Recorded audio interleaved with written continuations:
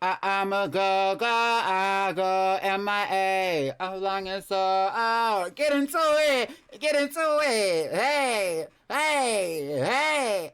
Don't get comfortable, cause any minute now. MIA. How are we doing today? Happy Friday. Subathon, aka Legendary Pokémonathon, day 5.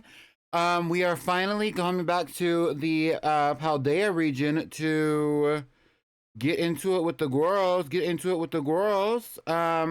Don't get comfortable, because any minute now. Hey. So long as oh, hi. I'm getting into it. Hold on. Don't get comfortable, because in a minute now. M-I-A. You can't hear it. Hold on. M-I-A. Okay, shout out to the icons of the day. Majestic Milotic, CMB 122498, and Sombrerone, aka V. Thank you so much for showing up to the stream on time. Shout out to the lurkers. Hello, everyone else. If you would like to say hello, show up in the chat and I will speak to you. Today is Legendary Pokémonathon Day 5. We are going to be playing Pokemon Violet, and I'm going to be going not only for the Ruinous Quartet, but also for the legendary icon known as Miraidon. It is the high pickled. Miraidon, the one that we're going to be going for, is not the one that I ride on throughout the entire series. It is the one that you get at the bottom of the cave. We are going to go to the bottom of the crater of Paldea and go fight that bitch. So prepare yourself for that. Yeah. But first things first, I actually do need to work on presenting to you the legends of Team Icon.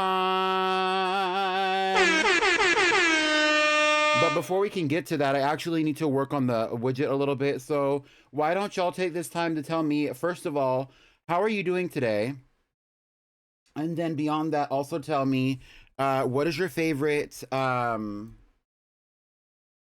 Pokemon of the Ruinous Quartet from Paldea?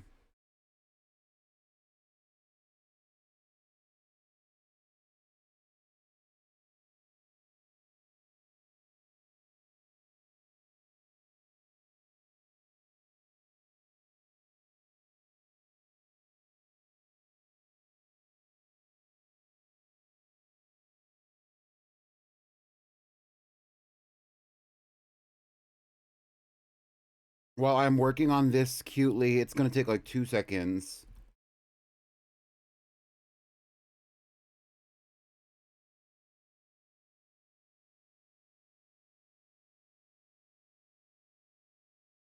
Okay. Everybody likes the fish. You like Chiyu? Hi, Andalise. I like the fish. I'm doing good, staying warm. My favorite Pokemon is the fish. Sister, I'm stressed. Why are you stressed? The cloud's looking like an orange Fanta. What's wrong, CMB? Don't be worried. I'm sure you'll be fine.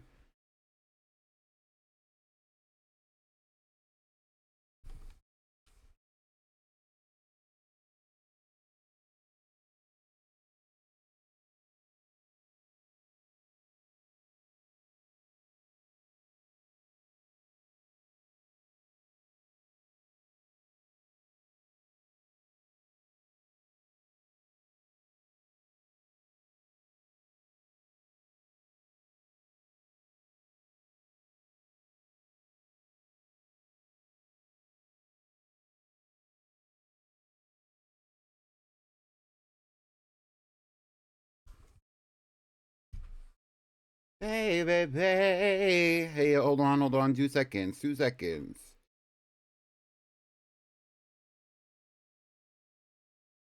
Hey.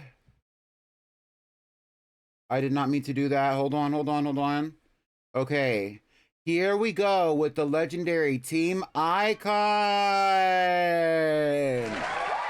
Led by the diva, himself, herself, I think Delta's female, the diva herself, Delta the Quaquaval. So these Pokemon who are a part of Team Icon for the legendary Pokémonathon are actually the Pokemon who are the most popular based on their own presences in the playthrough. I don't know if this team was ever fully the team.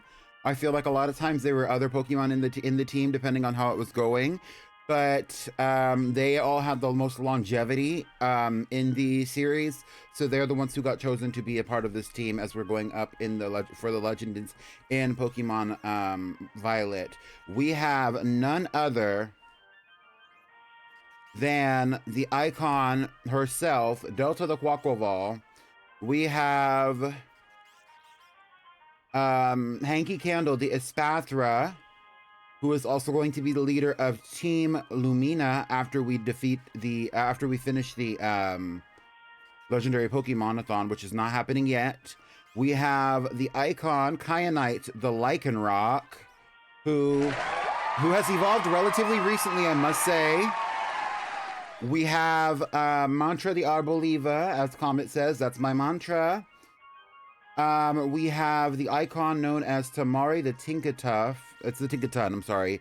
Tamari the Tinkaton, and then we have Lafufu Baby the Cerulege.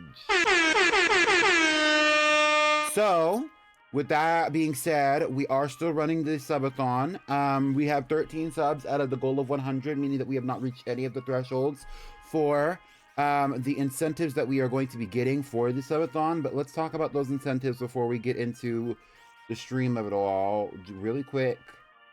So here are the sub incentives, and here are also here is the monetary goal and also the amount raised so far.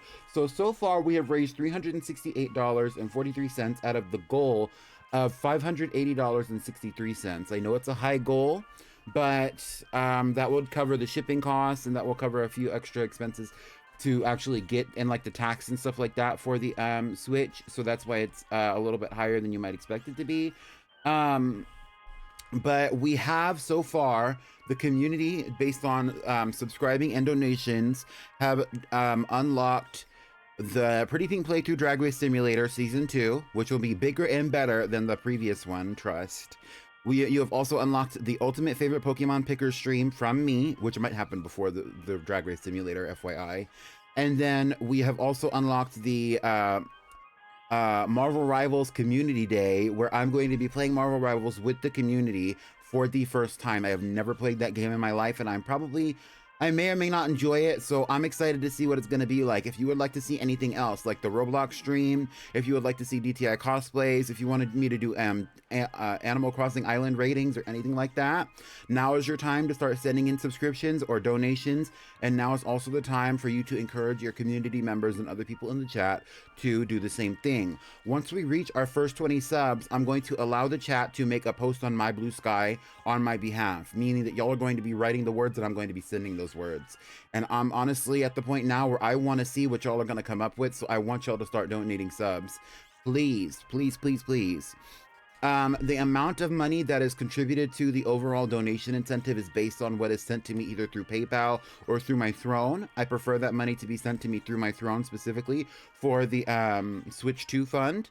But also the subscriber incentives. I still do want people subscribing. I still do want you to encourage other people to be subscribing, because if we reach the donation goal, let's say we reach the donation goal and y'all unlock the karaoke stream at the end of the donations, right? I'm still going to be encouraging y'all to subscribe, because there are still thresholds and things that I want to give to y'all that are not on this list just as of yet. But we are not there yet, and we might not get there. I believe we're going to get there because we still have 3 weeks. I believe that we're at least going to get to the end of the Switch 2 incentive, so that's another conversation. Anyway, here's me, and here's my not my mantra, my Delta. Excuse me. And now that I got all that out the way, here's me and my Delta. She's rearing and ready to go get her a little bit of a legend. She's ready to go. So as a lot of you know, since we are going to be going for the Treasures of Ruin today, that means I'm going to be traveling around Paldea, and I'm going to be getting a lot of these spikes out of the ground before I can actually even encounter any of these Treasures of Ruin.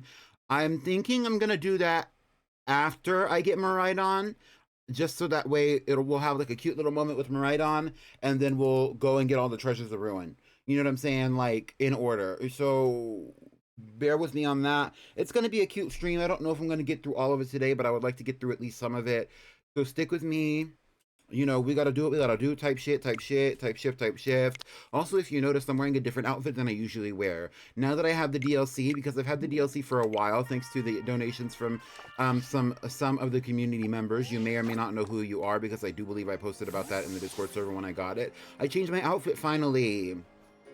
I know I was wearing like the basic uniform for the longest time, but like now, let's get a little bit of commotion for the polo shirt. You wanna give me my polo shirt? My polo mini skirt.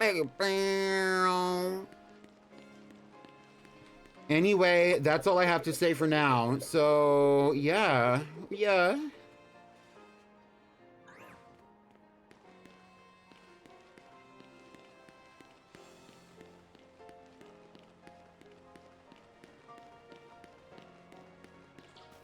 I've been clocking in and out on my phone because that's what we did at my old job. Same hospital system. And my managers called yesterday and said that's actually not allowed and I'm committing time card fraud. And HR deciding today whether or not I'm fired. What the fuck?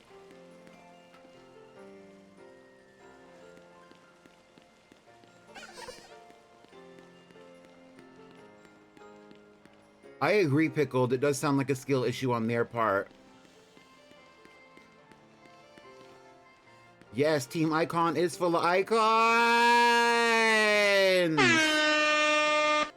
Yes!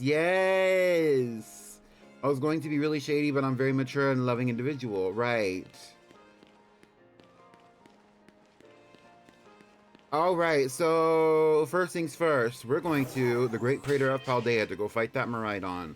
Are y'all ready?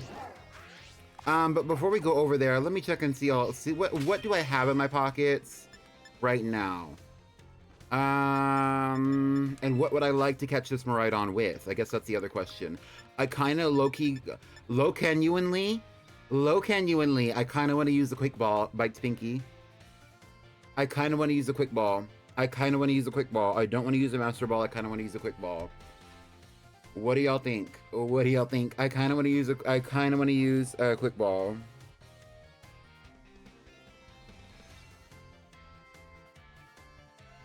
I drink tequila and Sprite mixed, and now my tummy feels like a wizard's evil cauldron. Bubble, bubble, toil and trouble. Get into it.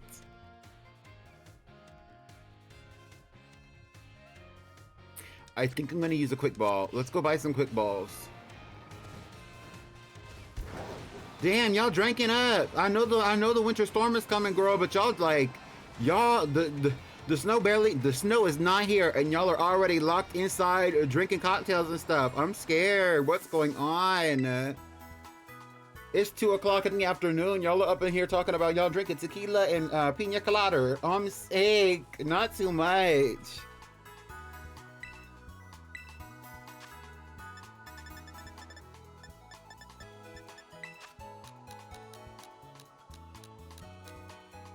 What if I bought 100 quick balls?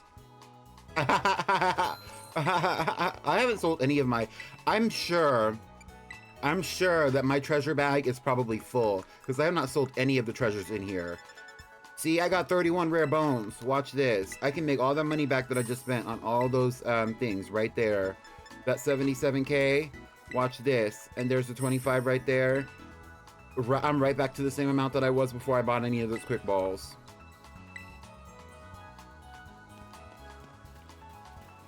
I genuinely, I really want to use my quick ball. Actually, I heard genuinely, I actually saw that on a TikTok and it cracked me up. But we're actually gonna start at a 0 gates, and then we're gonna go from there.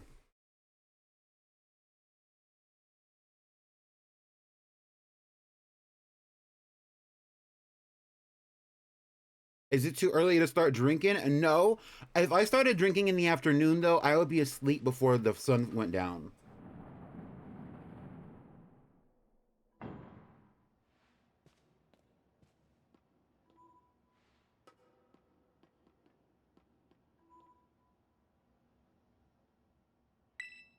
And maybe you were pickled. Maybe he just wasn't judging.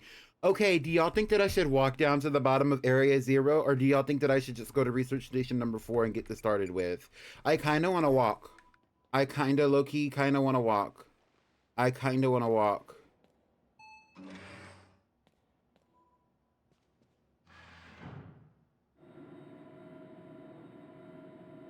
It's been so long. When I played Pokemon Scarlet, I didn't even know that you could go through those doors. I'm going to be so honest with you.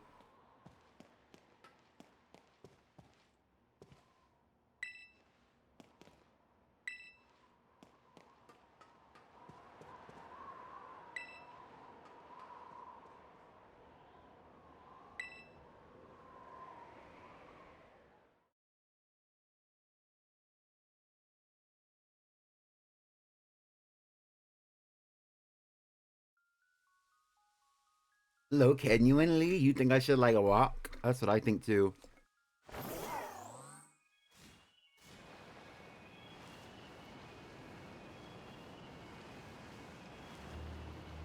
Okay, so on the bumper sticker to Scooby-Doo, by the way, should I name my Miraidon Scooby-Doo? Now that I can actually take him out of the, take him into his battle form? I should name him Scooby-Doo, right?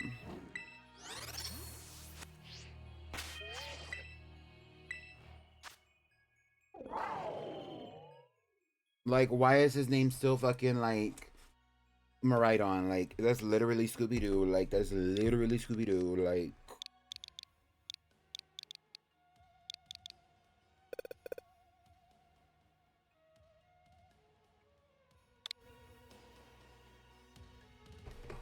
That's literally Scooby-Doo. Like...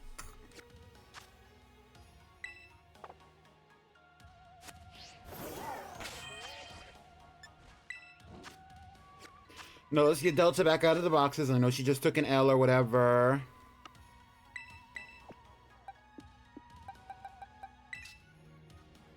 Also, notice how Delta is level 51 and everybody else is leveled up.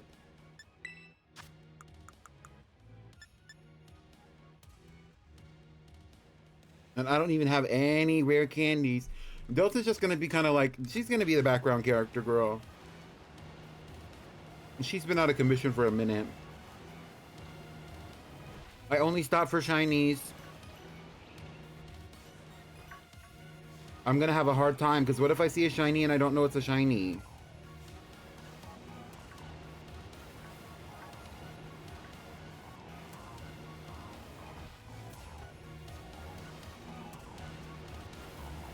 I believe Scooby-Doo's actual name is Scoobert, though.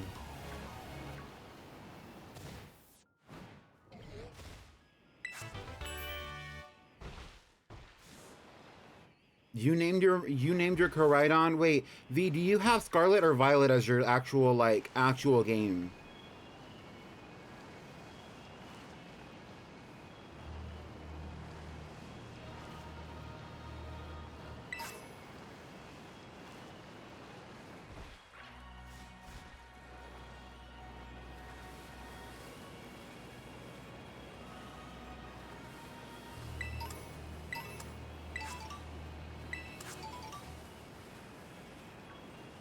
Yeah, you can't use emojis in Twitch unless you're using it from mobile. From, like, your mobile, thing. You have Violet, so you named your Miraidon Josh? That's crazy. I mean, get into it, get into it. It's kind of like when you have a... It's kind of like when you have a pet and you name it a person name. It's kind of funny.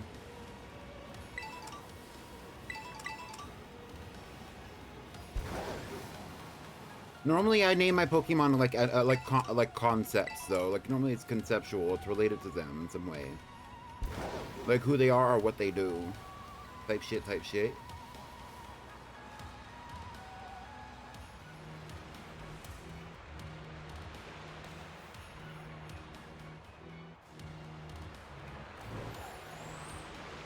I can't wait to experience the DLC with y'all. Is that a shiny? Why did that look like a shiny low-key?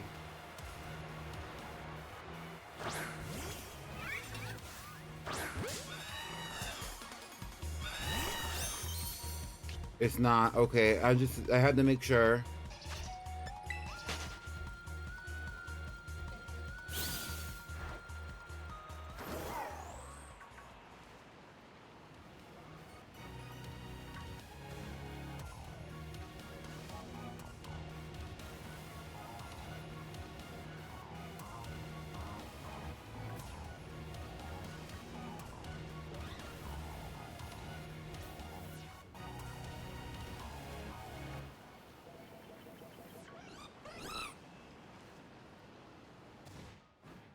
This is the Great Kratosi of the Crater of the, Paldea, mind you.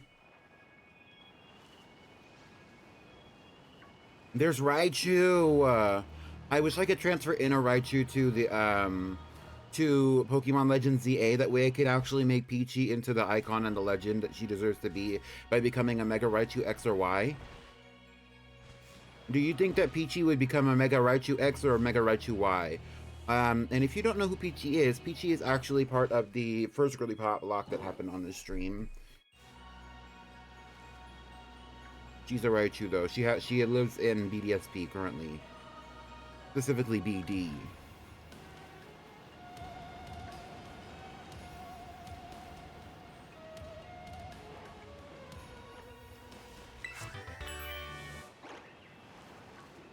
Hello, genuinely Raichu Y. A gay person sent me a DM. It's probably Damsel. It is Damsel. I sent her a voice message earlier talking about some shit that had nothing to do with me. And she sent me a voice message back, but I can't listen to it right now.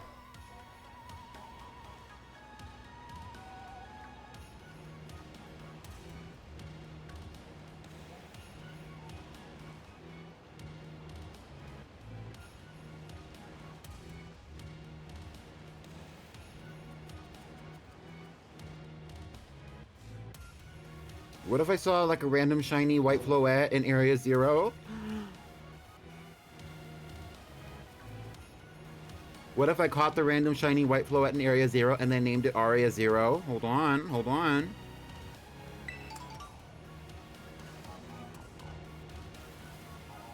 Because that's who I think of every time I see a shiny, a white Floette, period. And especially in here, like, I think of Aria.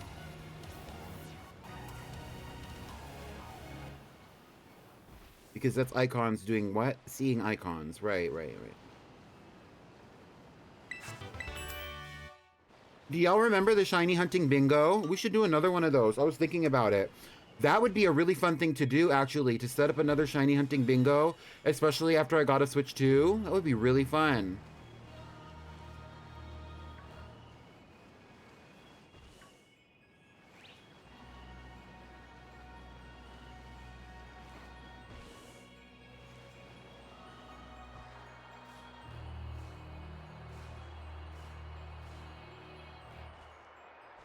It does, but honestly, it's a little bit of a thrill. Because even if you hear the shiny sound in PLA or in PLZA, you're still going to be like, you still have the challenge of actually capturing the Pokemon, which is harder in most games than it is in this one. Especially by the end. I don't know if you ever get the catching charm or not.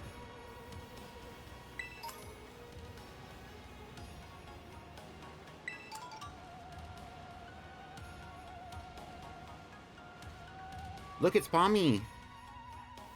Whoa, not too much.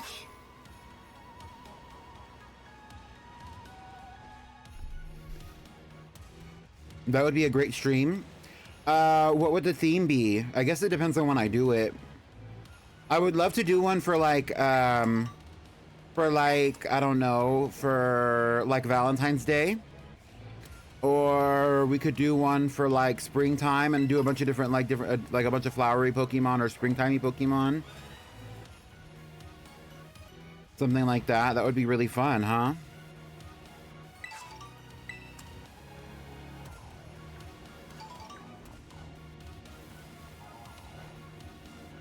Oh, there's a cave here.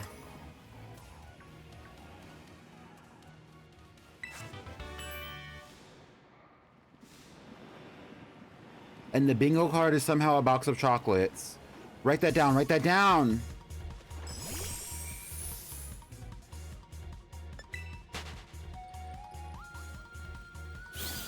I mean, I wouldn't do something as simple as saying pink, red, purple. I'm more of a conceptualist. I like to think of, like, what does this Pokemon either A, what does the Pokemon represent? How does it, like, tie into into like a romantic theme? So, like, for example, Espathra would probably be on the list because Espathra has like flowy aspects to it and aspects that are supposed to be representing lace and frills. So to me, that would be one that you could add, you know, stuff like that. Like, it's not just as simple as being like, oh, well, I'm just gonna add this Pokemon because it's red. Like, if you go and look at the Halloween one, and I never actually shared the full list, but like I made like a full list of all the Pokemon that we could do for the Halloween one, and then I made the bingo cards from the list based on what version everybody had, and then I randomized the bingo card for everyone, and then I created the graphic to make those bingo cards. And so if I was gonna do it again, I would do it the same way. Now that I've developed a system, it's easier to make that happen, and the majority of it is just graphic designing the poster, wrangling the people together into a group chat and having conversations about when it's going to happen, and then giving out the details. So like giving people their own bingo card, making sure everybody has a bingo chip if they don't want one personally made. Which last time we did it, I did personally make everybody's bingo chips, you know. So it's like, and shit, those were some good ass bingo chips. I still have those.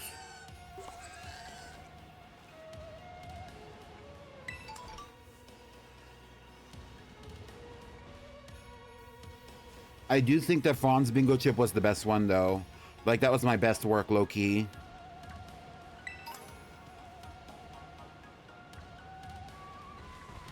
Although, if I did one, should I make myself a new bingo card, or should I just keep the one with my broken computer screen in the background? A new bingo chip, I mean.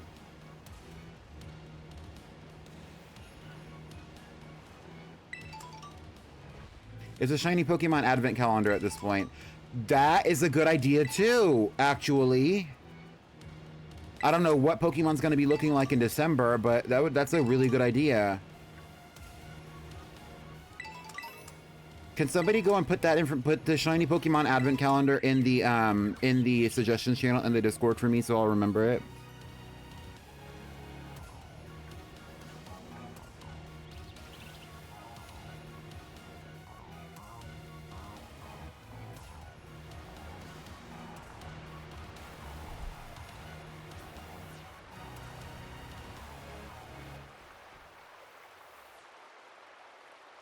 CMB, you got fired?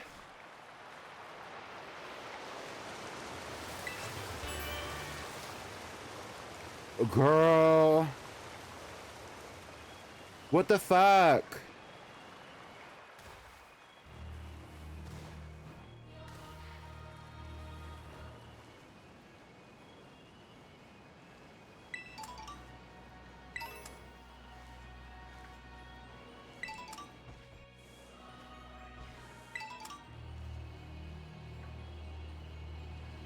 That's nasty.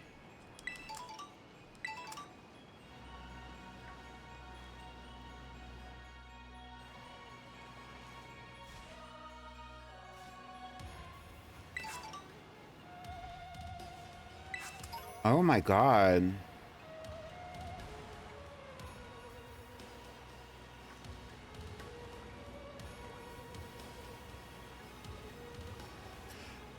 Do you think they set you up? Like they let you do the thing wrong before saying anything to you long enough that it, like, you didn't think it was going to be a problem?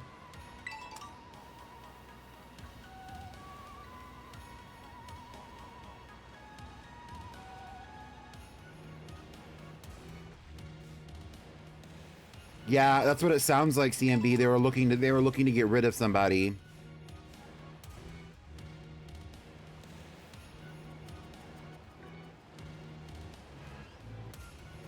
But, like, that's such a selfish thing to do. Like, it would just be easier to lay you off, low-key, high-key. High-key. It would be easier just to lay you off because, like, that's going to affect your career now, looking back and being like, you know, you can't even put that on your resume that you are working there. At least not in that department.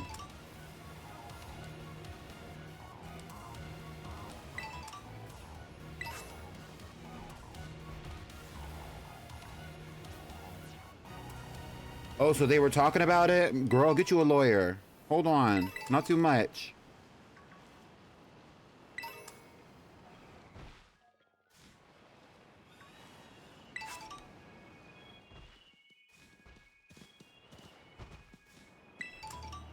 With all the healthcare strikes that happen all around the country all the time, you would think that they would play their cards right and not fuck with somebody like that.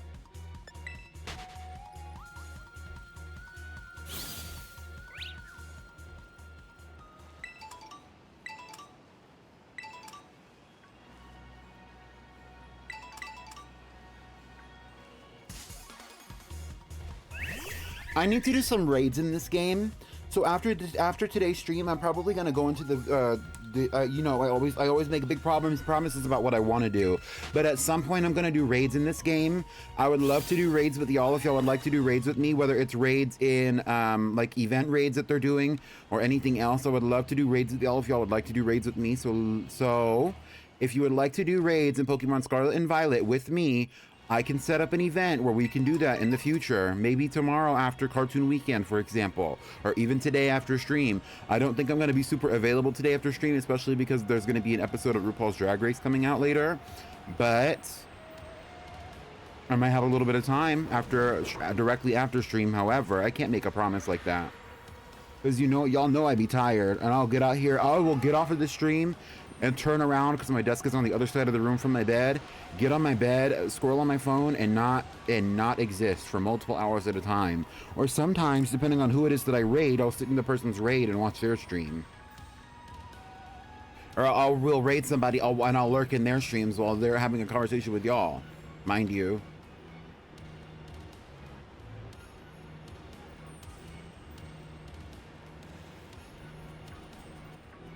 Yes, so keep an eye out for updates in the Discord.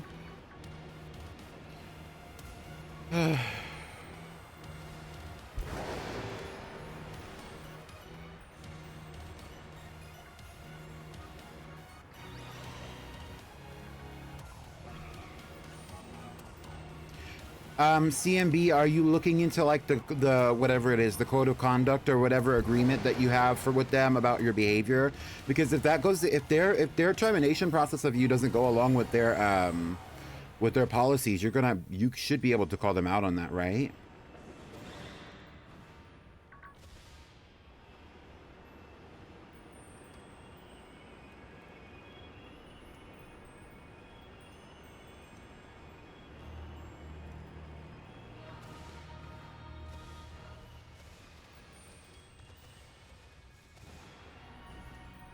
Especially for this to be coming out of the blue.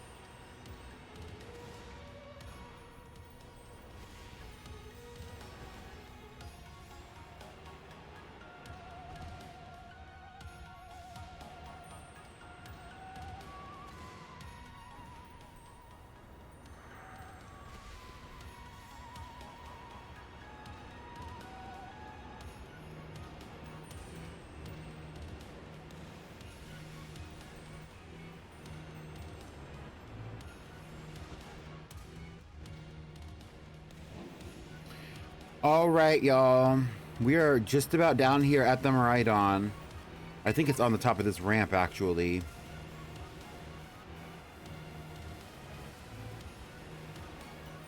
And is. That scared me.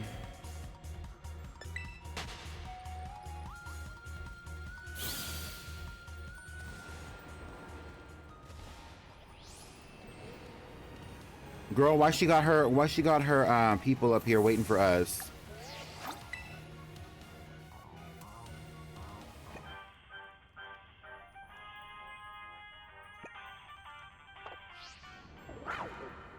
This very well might be the only time that I'm actually able to have both my Miraidon and the other Miraidon in a picture, so we're gonna get that picture.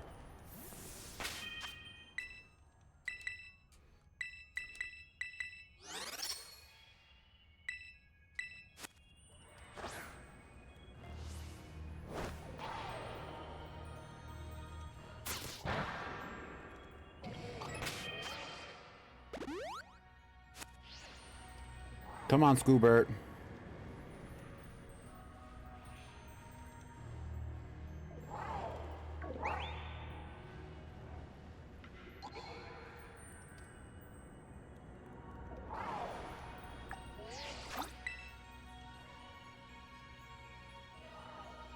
That's fucked up.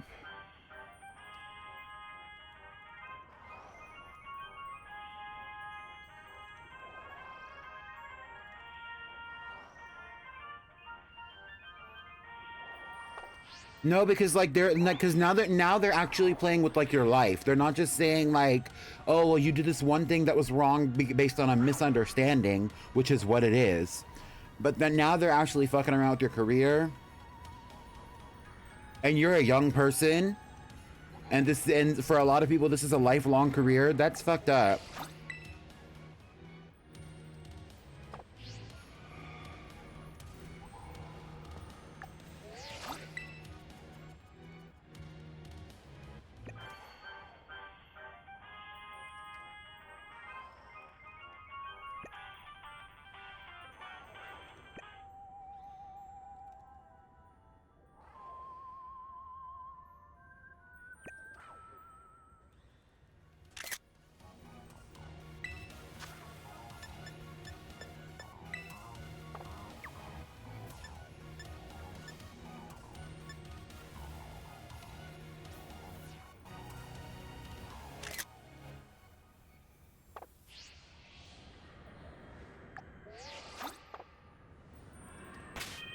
Yeah, it sounds like it.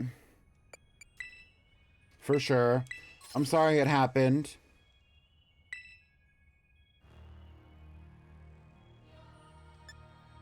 If you plan on continuing this career, though, I definitely suggest, like, getting them people to tell them people to stop doing that shit, because it's fucked up. Even just the way that you're wording it, and you're giving us limited information, and we're all kind of confused. Like, what the hell? So Koraidon is actually, or Miraidon is an electric and dragon type. So we should be fine to deal with it, honestly. We have a lot of fairy moves and stuff. Let me see.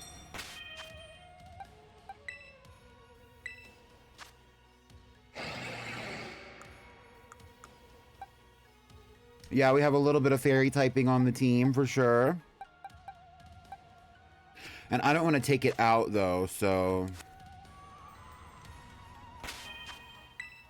Let's save the game here just in case we get our shit rocked.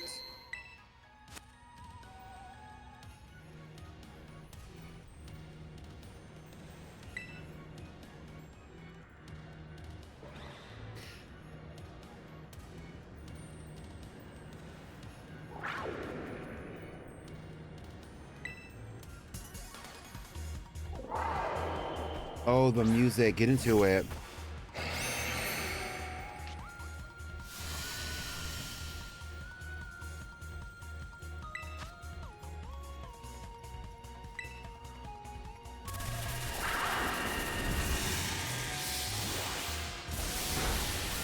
I knew that was gonna happen.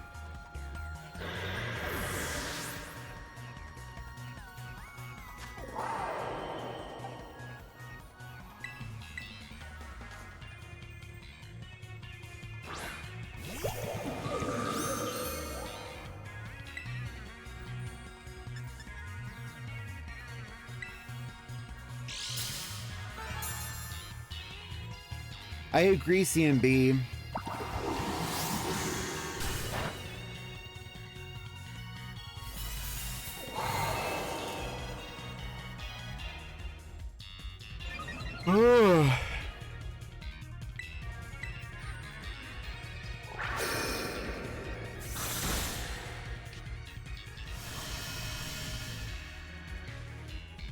This music is so fucking good. This food is so fucking good, Lois.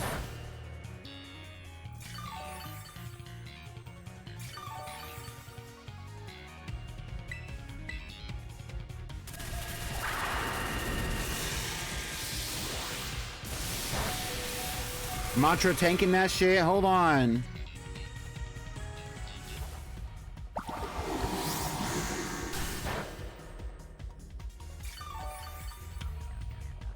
I believe that move is actually a physical attack, so I could not use mirror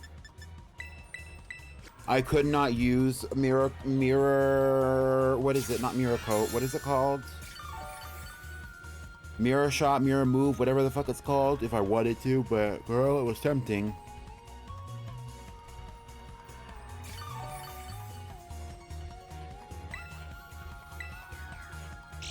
A fairy ground type? I do not believe there is.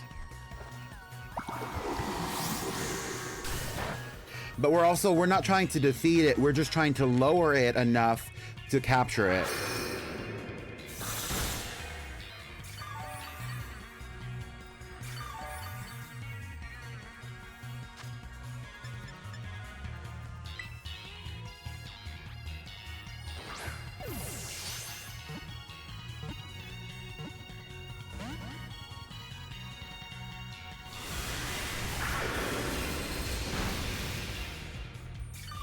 Mantra tanking it. I'm not gonna attack it again until it's back in the green. That way we can get it down to maybe red.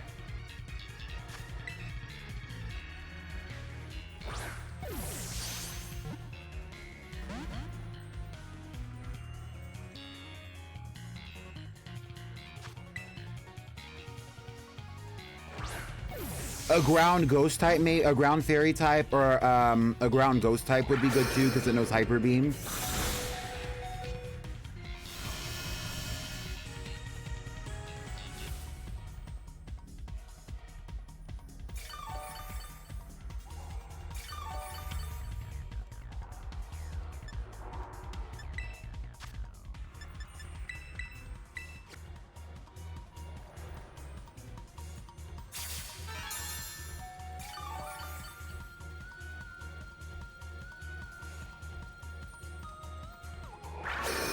There's definitely a method to this, but I would rather use like a great iconic team for capturing legends as opposed to just like capturing the legends by using like, or like, you know, by like the method, you know what I mean? Like, also it looks so cool when it uses this move. It really does. The red eyes are crazy.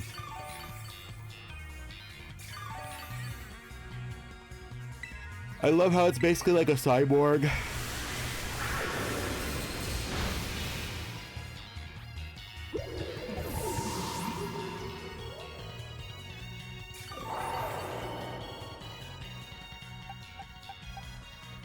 Mantra is the only one that's the same level as that, as Miraidon.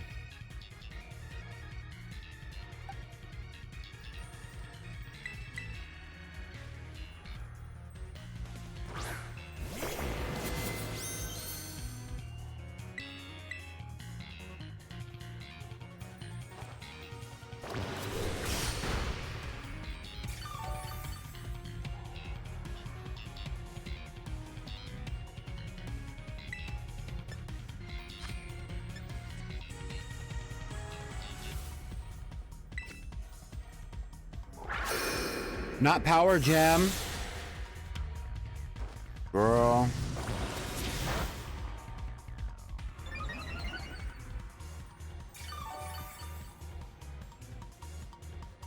This is a risk, but I do think that it might be worth my time to use Bitter Blade here.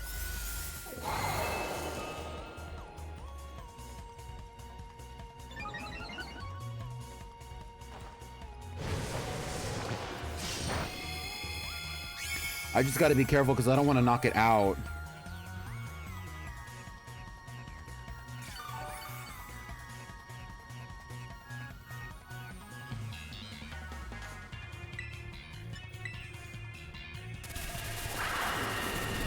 Even though it's about to knock a Lufufu baby out.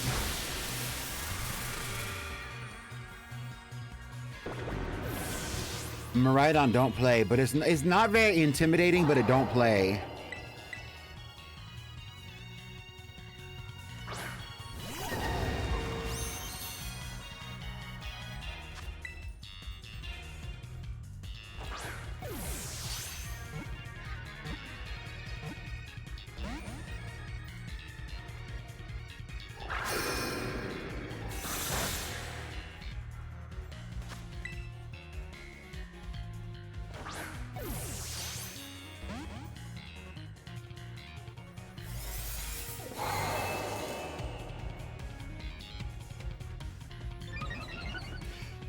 Now that I've fully experienced both games, as far as the main game is concerned, even though there's still things that I need to do,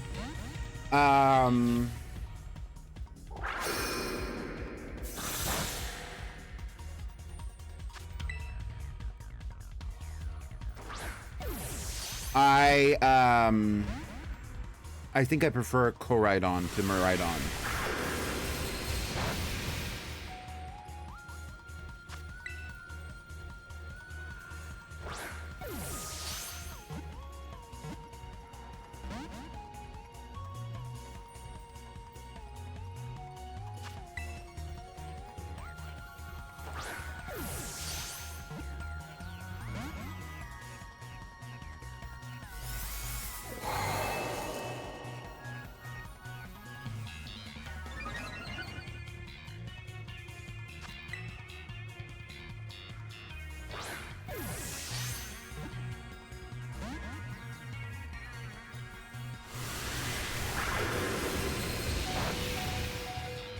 Tamari tanked it. She ate that.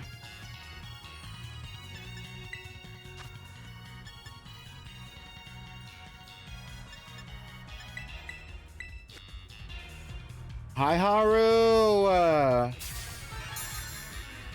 Mirai means future in Japan. Yeah.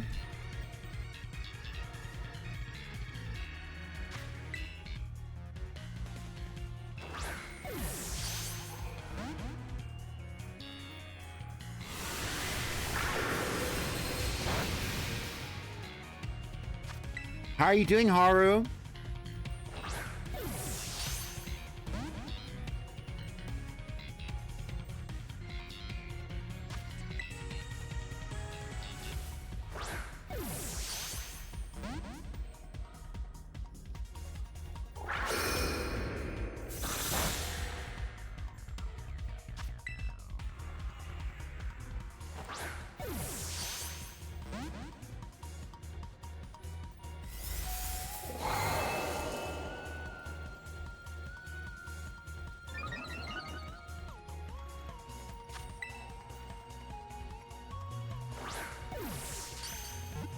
Curry.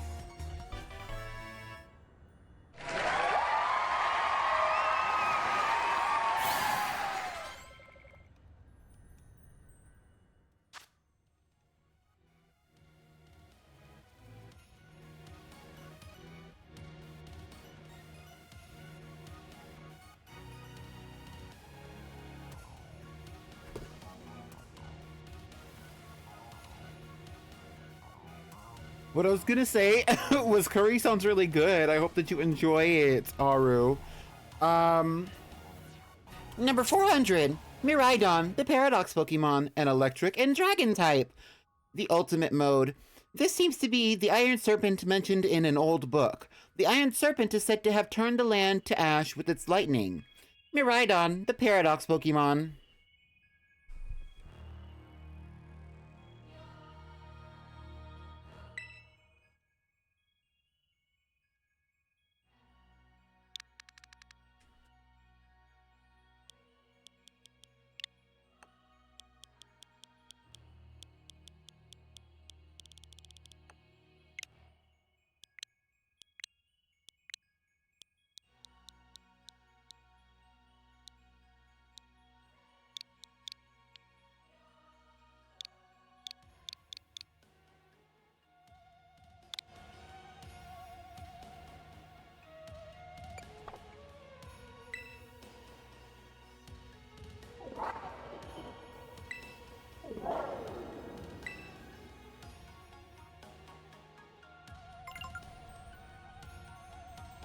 Whoa.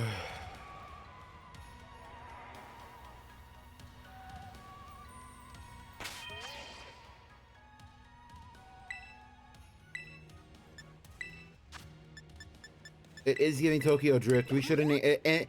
If I didn't name it Curry, I would have named it Tokyo Drift, but I named it Curry because Haru was talking about Curry and I was reading that as we actually captured it. I did not think that we were going to be capturing it as I was saying the word curry. And there's no other reason why I named it that.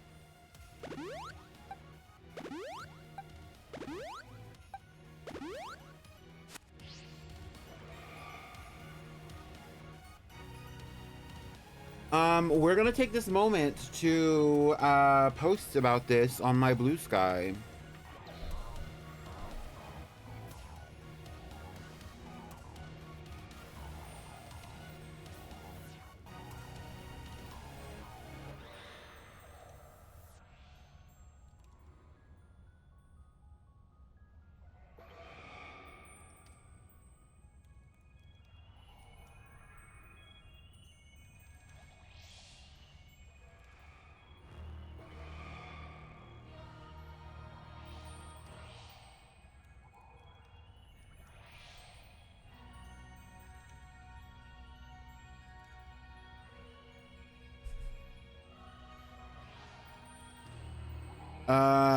So let's get that together. Let me find that. Let me go full screen.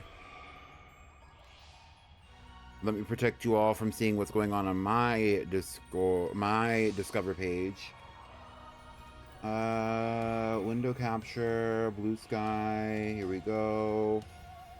There we go. First things first, I need to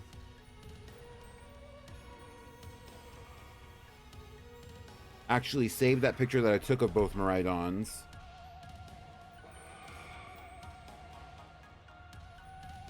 Which is here.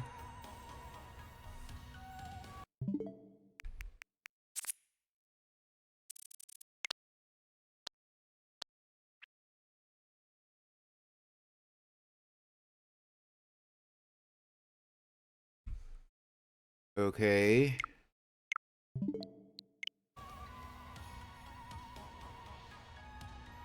And so now I can take this image, which is in this folder, and put it on this like that. I need to actually do this though. Where's my picture of Heatran?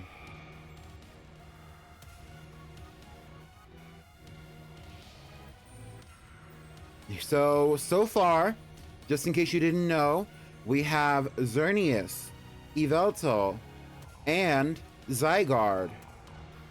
Now, we have Diancie, and these are all from episode 1, right? After episode 1, we go to episode 2, or day 2. Day 2, we got Mesprit, we got Uxie, and we got Azelf, not in that order. We have Manaphy, who is on my team and needs a name, so if you have suggestions for the name, let me know in the Discord. We have Fione, times 3. We have Shaman. We have our first of multiple Heatrans. We got Cubfu, and this is in day 4. This is yesterday. We got Cubfu. Or no, this is day 3. We got Cubfu the other day. His name is Ryu, and we're going to be seeing more of him next week. And we also got Mega Heatran. And now we have 2 iconic bad bitches on our team. And I'm going to say I got 2 bad bitches.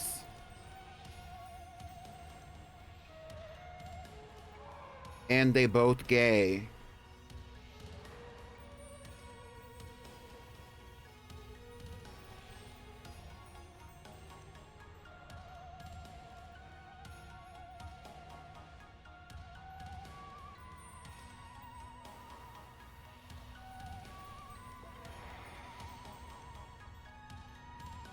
Miraidon has been caught and secured.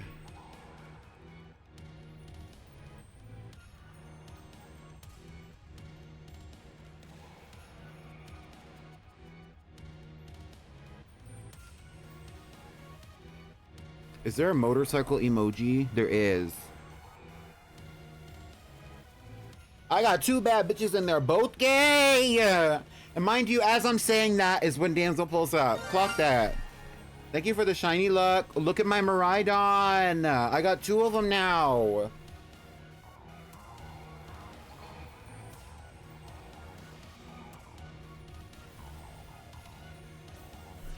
Of course you're pulling up when I'm talking about lesbian. Anyway, no shade. What am I getting in my... Okay, my Milotic likes it. Milotic... Okay. I will close that out for y'all. I will close that out for me. Now let's go and do our big one with these freaking...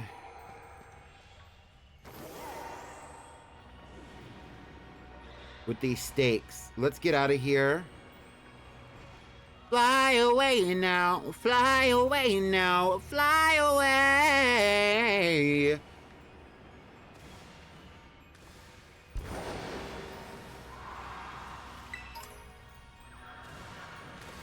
Let me get my items. Let me get my items. Hold on. Oh, there's one over there. What? You want to be Spirit Air so bad. You want to be Spirit Air so bad. You want to be Spirit Air so bad. So bad. You want to be Spirit Air so bad. But you cannot be Spirit Air. Because what? She is that girl. And you are not that kind of girl. Climbing this crystal makes me think of Peak.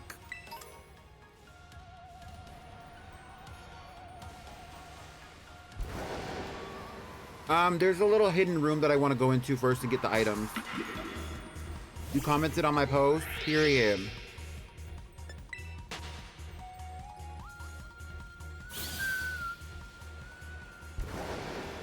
We always say we're gonna play Friend Slop and then we never play Friend Slop.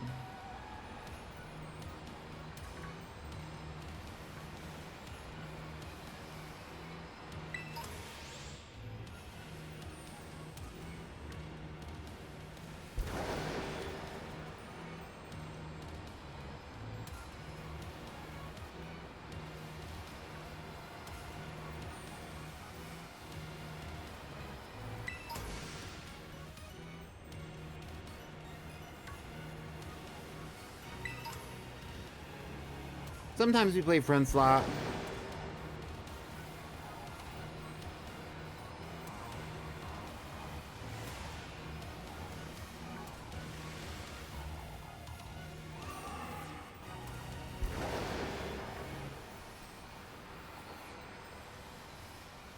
There's like a hidden room down here. And I know there's a hidden room down here. I just gotta find it. There's also some items. And who set that system up? Looks around. Not too much on me on the leaves. I'm just a baby. Not too much.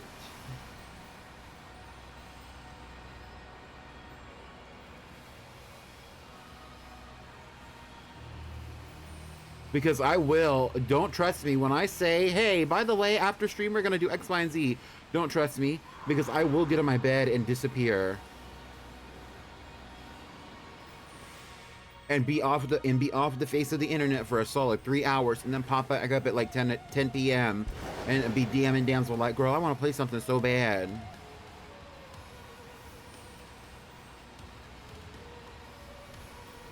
No, it's true. It's true.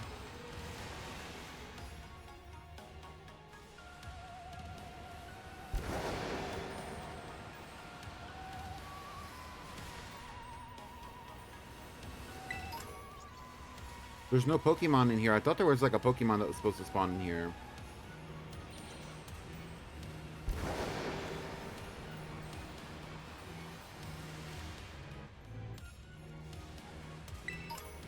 Imagine the next time I play this game, we're playing it on the Switch too.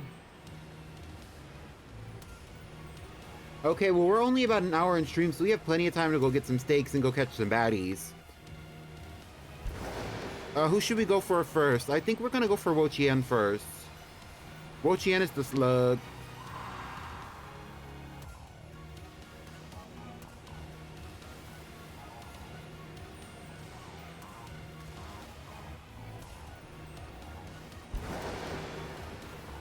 Oh, here's another cave room.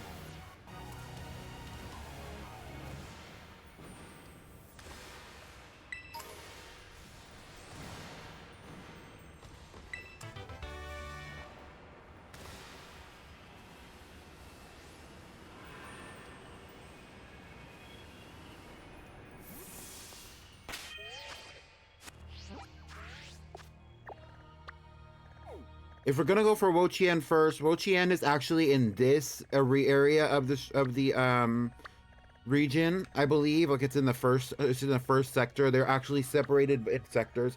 So Wo-Chien is over here, I believe. And then if I'm not mistaken, I think this area is for Ting-Lu, with Ting-Lu's little area being like somewhere up here. And then this area is for Chi-Yu, Chi-Yu being the fish. And Chi-Yu's area is like right up over here by like Fury Falls, which is actually up here somewhere. I'm surprised they don't have that fly point. I guess not. Oh, it's right here. Yeah, here's Fury Falls. And then the last one being for Chien Pao. Chien Pao. Ironically, Chien Pao is over here, and Chien Pao is the ice type, but Chien Pao is nowhere near the mountain. But that's because I think that has a lot to do with, first of all, their concepts outside of their typings, and also the concept of how they were brought to the region in the first place. They are not native to Paldea.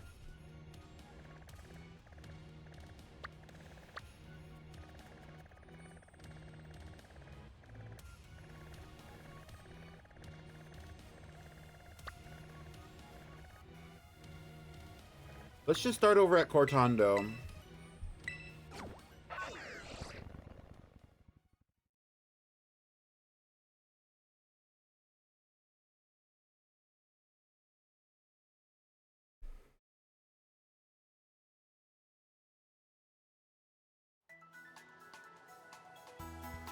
DM's sending me 4 minutes of voice memo. I want to listen so bad.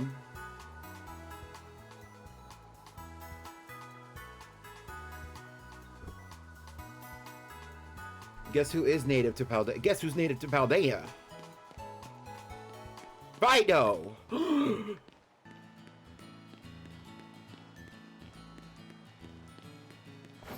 Half of these bitches aren't native to Paldea.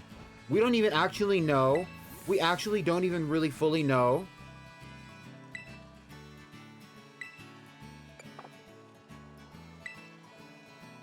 We actually, truthfully, really, truly don't even know if Koraidon and Miraidon are native to Paldea. We know that Cyclizar is, and they are distant relatives of Cyclizar, but we have no clue like what the T is with those even.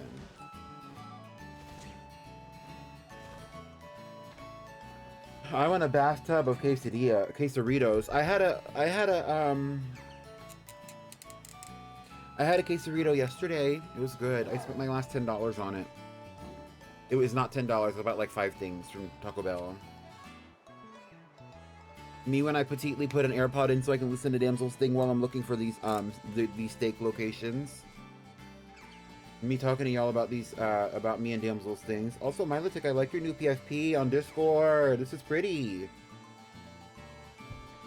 Your whole setup is pretty. Hold on.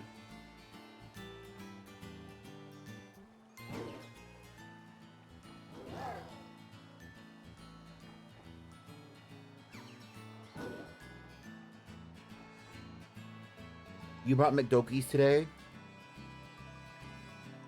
Let me share my blue sky. While we're in intermission, let me share my blue sky to the Discord community. Copy link to post. Thank you, thank you. Pretty pink updates. Thank you, thank you. At Plominators. Thank you, thank you. Paste. There we go.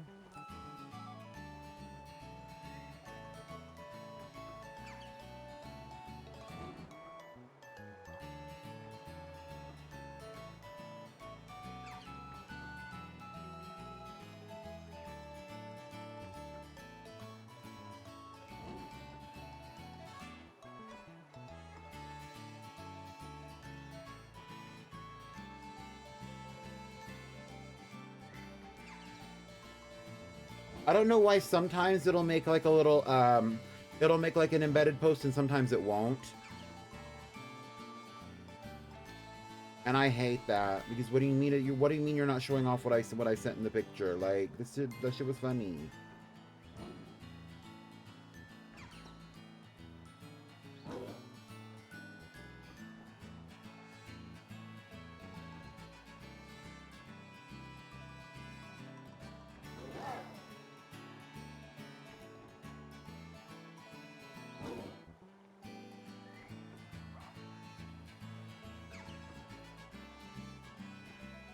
Anyway, I'm gonna look for these like little steak locations, and then we're gonna start going for Wochian.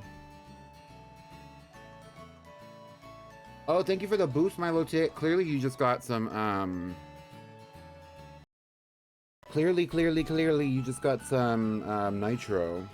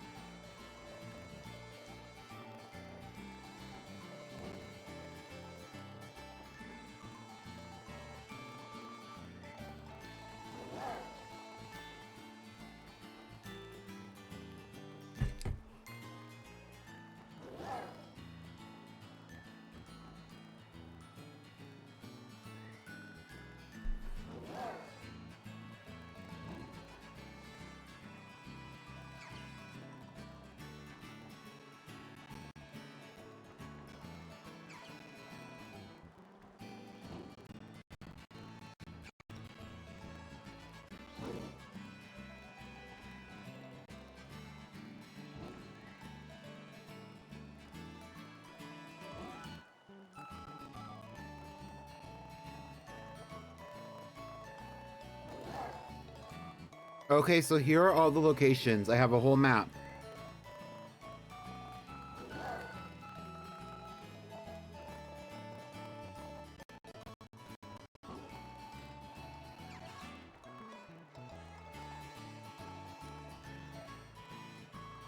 Also, I have their locations mixed up. Tinglu is up here. What is the fish called? Chiyu is over here, but this is for Chien Pao and this is for Wochien.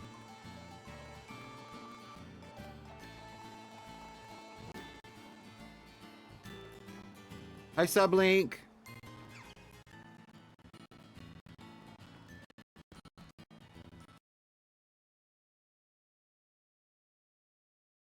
Not the music fizzling out. Hello.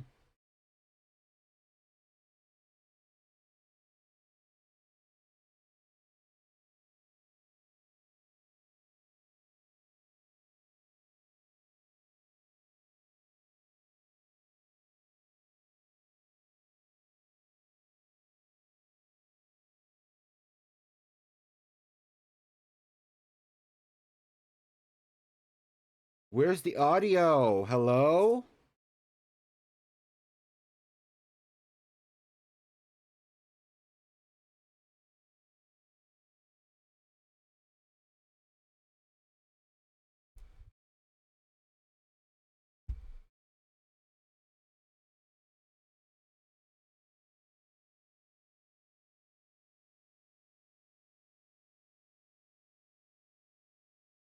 Um, I'm going to reset the I'm going to reset my connection to the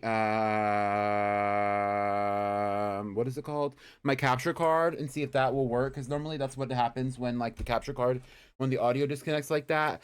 That might break my stream. If it breaks the stream, we will be right back. I might have to reset my computer.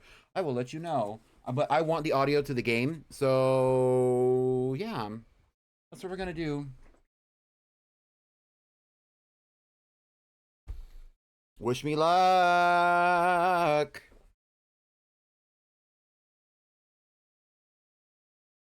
No milk. I'm sick. Anyway, here's all the there's really not that many stakes when you separate them by Pokemon. Because right here, what is that? That's 9 stakes, 8 stakes. And there are 8 stakes for each individual Pokemon, I believe. So we should be able to go and find them all. They're saying that we need to complete the history lessons with Rhyfert first, though.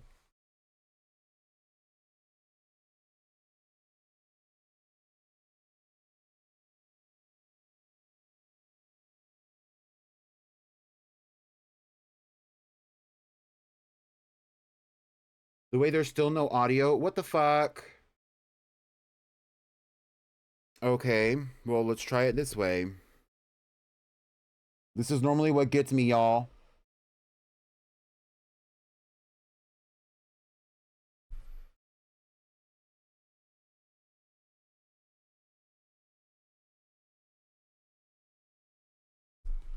Let's see, let's see, let's see.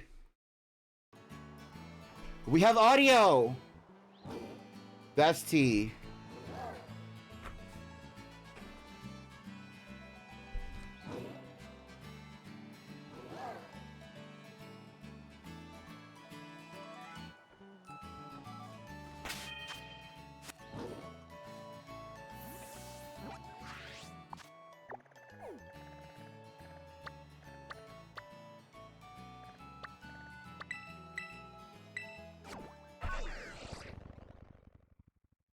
Damsel in my ear talking about some shit that y'all can't hear about.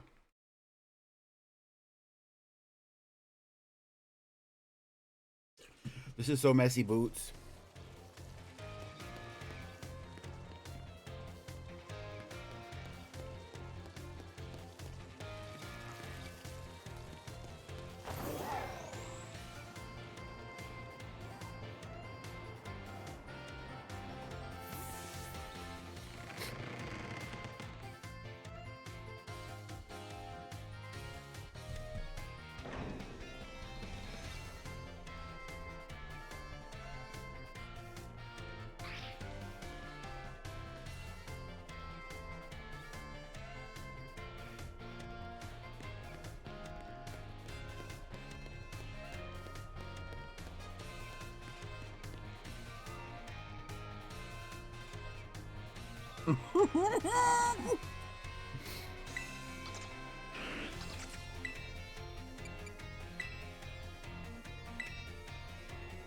Damn, bitch, not too much on Brick Battle.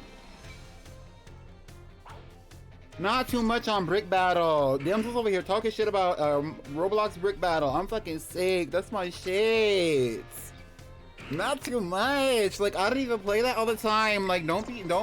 Okay, so we're gonna do some classes with Miss Ryfort before we get into the whole thing with the other Pokemon or whatever. So help me out by remembering the answers to the questions. Oh ho! I see we have some new students here with us today. My name is Ryfort. I will be the one to impart knowledge of the past to your little minds. History is a wonderful thing, truly splendid. The lives of our ancestors throughout history forged the path to the present in which we live. Today, you shall learn about the most precious location, the most mysterious location in all of Paldea, the Great Crater. As you are all aware, a massive crater known as the Great Crater of Paldea exists in the heart of our region. The area inside this crater is called Area Zero, and research of its geological strata and material composition has shown that the crater is in fact over 1 million years old.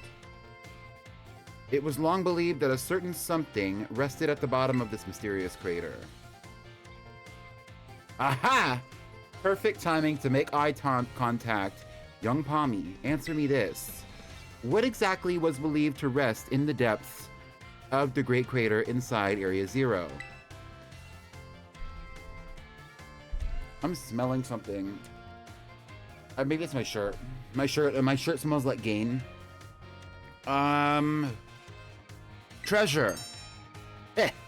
That is correct. You are a surprisingly clever one, aren't you? I see you did your homework prior to coming to my class. That's right! Someone believed that a treasure more valuable than anything else in this world rested in the depths of the Great Crater. So much for dreams of treasure hunting, though, as a lab has been built in those very same depths. Oh, and before I forget, you would all do well to remember that the Great Crater and Area Zero are both off limits to all but those who have official business here. Do not dare entertain the foolish notion of gallivanting off to Area Zero in search of riches. It is no place for children dreaming of treasure and adventure. Besides, if it were at all possible to investigate the area, I would surely be the first to do so. Oh, it's that time already? I must have gotten swept up in filling your minds with knowledge. This ends today's lesson. We will unravel more of history's enigmas together next time.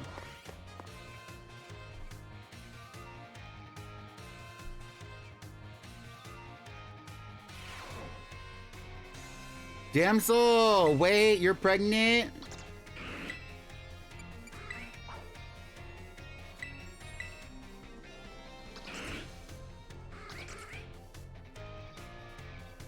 You finally finished your room for Celeste. In Celeste.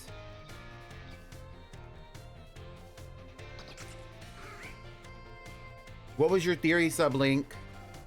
Yes, we're twins! I need fan art of me and Damsel pregnant together right now. Thank you. What if I held a fan art contest? Who would participate? If I did a fan art contest, who would participate? Be honest, be honest. Greetings, my little students. Whatever you did yesterday is now a part of history. Today we will continue to unravel the marvels that history has presented to us. About 2,000 years ago, this region came under the rule of the Paldean Empire. Historical accounts describe the Paldean Emperor as being quite the dictator. This emperor also zealously believed the legend of the treasure that rests deep within Area Zero. I must mention that the civilizations of our ancestors were not as developed as ours is today. People back then were far more likely to believe in mysterious legends, magic, and beings beyond human comprehension. In an attempt to gain the power to stand against Paldea's neighboring countries, the emperor sent people in droves to join the hunt for the fabled treasure of Area Zero. Aha! Perfect timing to make eye contact once again. Young Pomni, answer me this. Approximately how many years ago was it that the Paldean Empire began to rule this region? 2,000 years ago. That is correct. You are a surprisingly clever one, aren't you?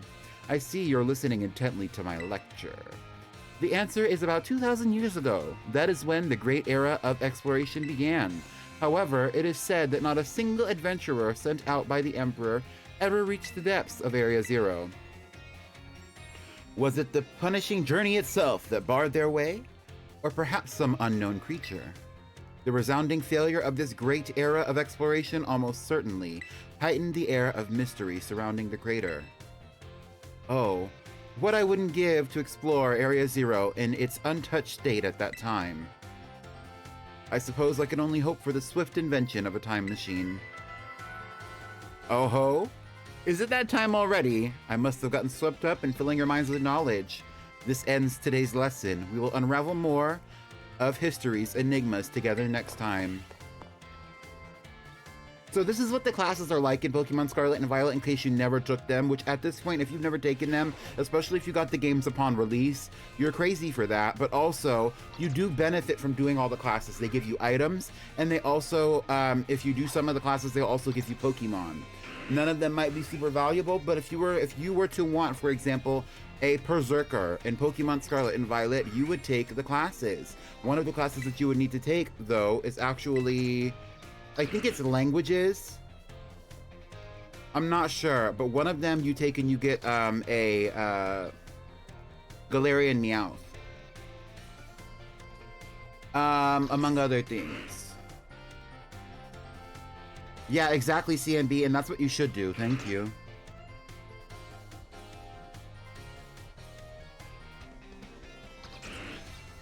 But you would attempt? I would probably still enter, though. You don't like competitions? I would love if you entered.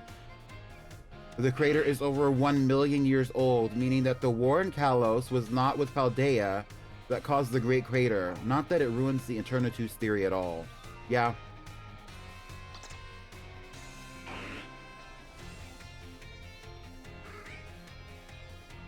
We had a good time, and we had a good time in Pop U. You know, before Pop U was all-inclusive and it was just GPU, the girls, that used to be the girls' stomping grounds. We all used to hang out in there. Even before I started making content the way that I make content now, we were all hanging out in there for a long time. And so sometimes we like to go in there and we like to stir up a little fun, a little drama, a little key. We like to reminisce on the good old days. 2+ years ago, where we were hanging out in the Pop U server. So we need to take our third history class. I believe the fourth one is where we take the test.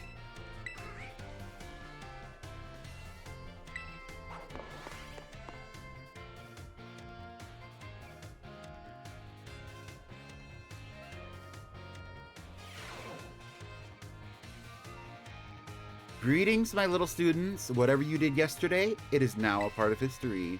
Today, we will continue to unravel the marvels that history has presented to us. As you should remember from our last class, Area Zero's great era of exploration began about 2,000 years ago. This era lasted for approximately 1,000 years, but not a single soul was able to venture all the way to the deepest reaches of Area Zero. Having poured much of its human and financial resources into the exploration of Area Zero for so long, the Paldean Empire fell into decline. 200 years later, or 800 years ago, the Empire and its surrounding nations united into one entity. This was the formation of Paldea as we know it today. Ah yes, this very academy where you are now, filling your young minds with knowledge, was also apparently established at that time. In fact, this school building, though certainly having undergone repairs through the years, is just as it was when it was built so long ago. This very structure is a piece of history. Ah, the old things are truly splendid. I would certainly prefer it not to have the Pokeball portion, though, a relatively new addition. Aha! Perfect timing to make eye contact once again, young Pommy. Let's see if you've been listening to my lecture. Tell me, approximately how many years ago was this academy of ours established? 800. Correct. I see the look of concentration on your face was indeed just that, concentration. I hate nothing more than when a student only pretends to listen. This academy was constructed exactly 805 years ago, to be precise. In other words, your academy here is 805 years old. At the time, it offered state-of-the-art facilities and a uniquely innovative curriculum, as such people used to say. Those seeking knowledge need to look no further than the grapes of Paldea. That's right, they were referring to Uva Academy. It is said that this proverb of sorts was even used outside of the Paldea region. Oh ho! It's that time already. Look at Laventon. Laventon is on the screen behind her, as well as his Pokeball creation. It's a timeline of the creation of the modern Pokeball. I must have gotten swept up in filling your minds with knowledge. This ends today's lesson. Our next class will be our midterm exam. Bring the wonders of history to the forefront of your minds in preparation.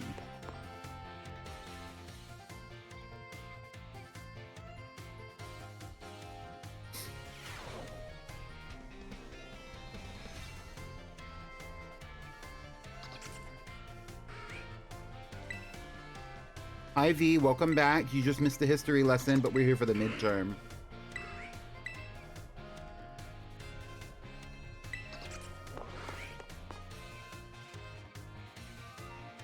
Okay, y'all better help me with these answers, y'all. Y'all better help me with these answers, y'all.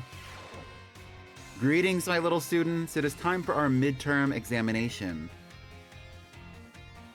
Summon your historical knowledge from the dark recesses of your mind and answer the questions.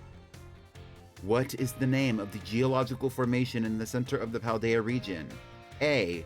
The Great Crater of Paldea. B. The center of Paldea. C. The Paldean Valley floor. What is the answer, y'all?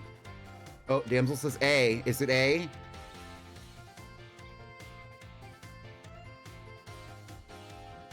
C.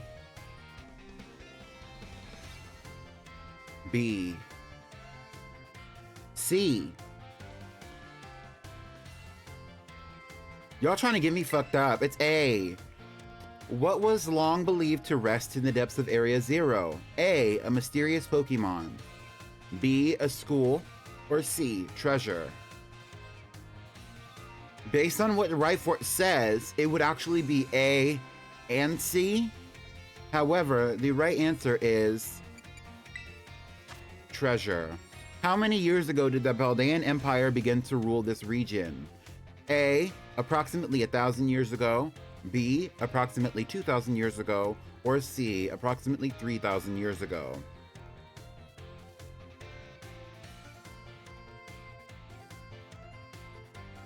The answer is actually for this one B. 2,000 years. How many years ago was this academy built? We learned that last class. That was 805. Those seeking blank need to look no further than the grapes of Paldea. The answer to that would be knowledge. Your time is up. Put your writing utensils down. The last question was a freebie. Even the least capable of you surely padded your score there. I sincerely hope you did, anyway. So ends our midterm examination. You may ask for your scores at the school's front desk.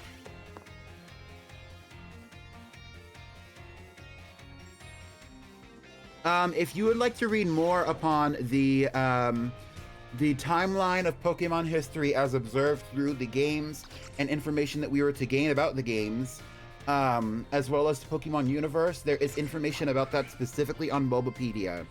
And I can actually give you a link to that if you just give me one moment. Let's go to the Pokemon World timeline.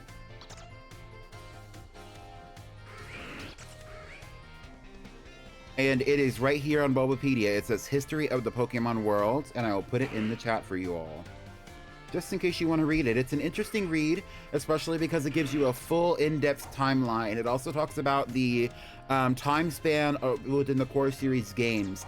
It's been about, in-game, what's happening right now in Pokemon Scarlet and Violet has been about 15 years in the future from what happened in Pokemon Red, Yellow, Green, and Blue. Fun fact.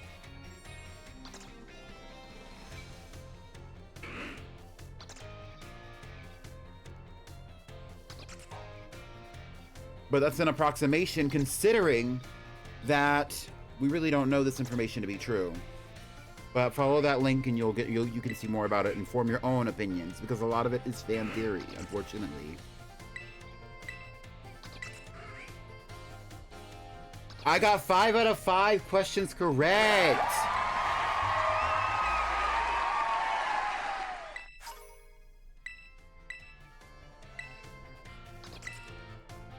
Are there more history classes? There are.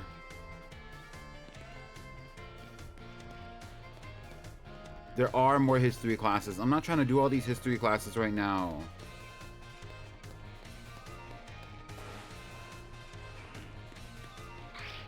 Also, look at this baddie. She's so tea. Look at her.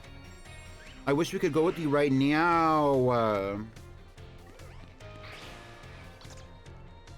Okay, let's keep going. Let's keep going. I gotta do this by the book. No pun intended. Let's do History 4 with Miss Ryfort. I also love Pokemon lore. I've always been invested in Pokemon lore. I have a deep and long-standing relationship with Bulbapedia as a resource for Pokemon information, and oftentimes what they talk about is pretty correct, although I do think sometimes it's more about, like, for example, when it talks about the information behind what created some of these Pokemon or regions, some of that's a little bit more speculative, but a lot of information that they have that could be researched or found within Pokemon games is correct. Greetings, my little students. Whatever you did yesterday is now part of history.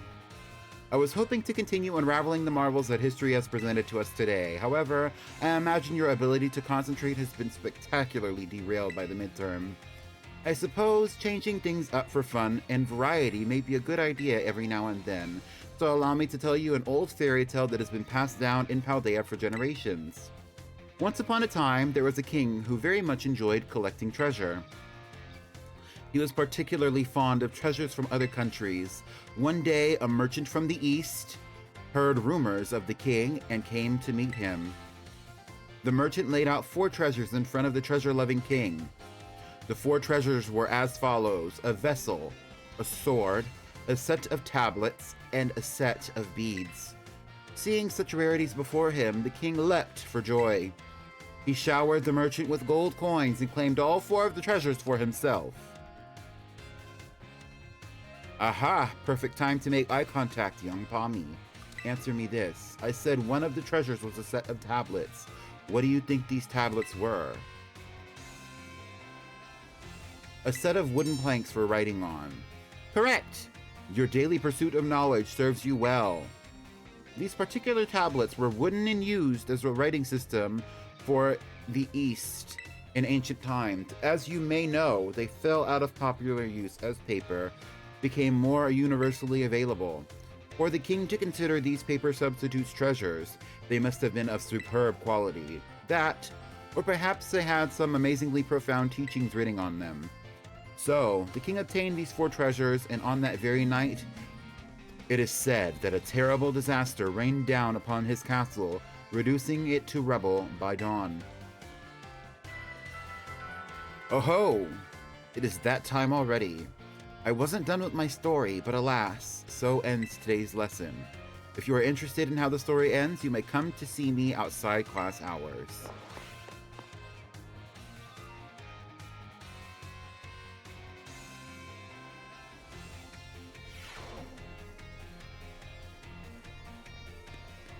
Where is Miss Ryford?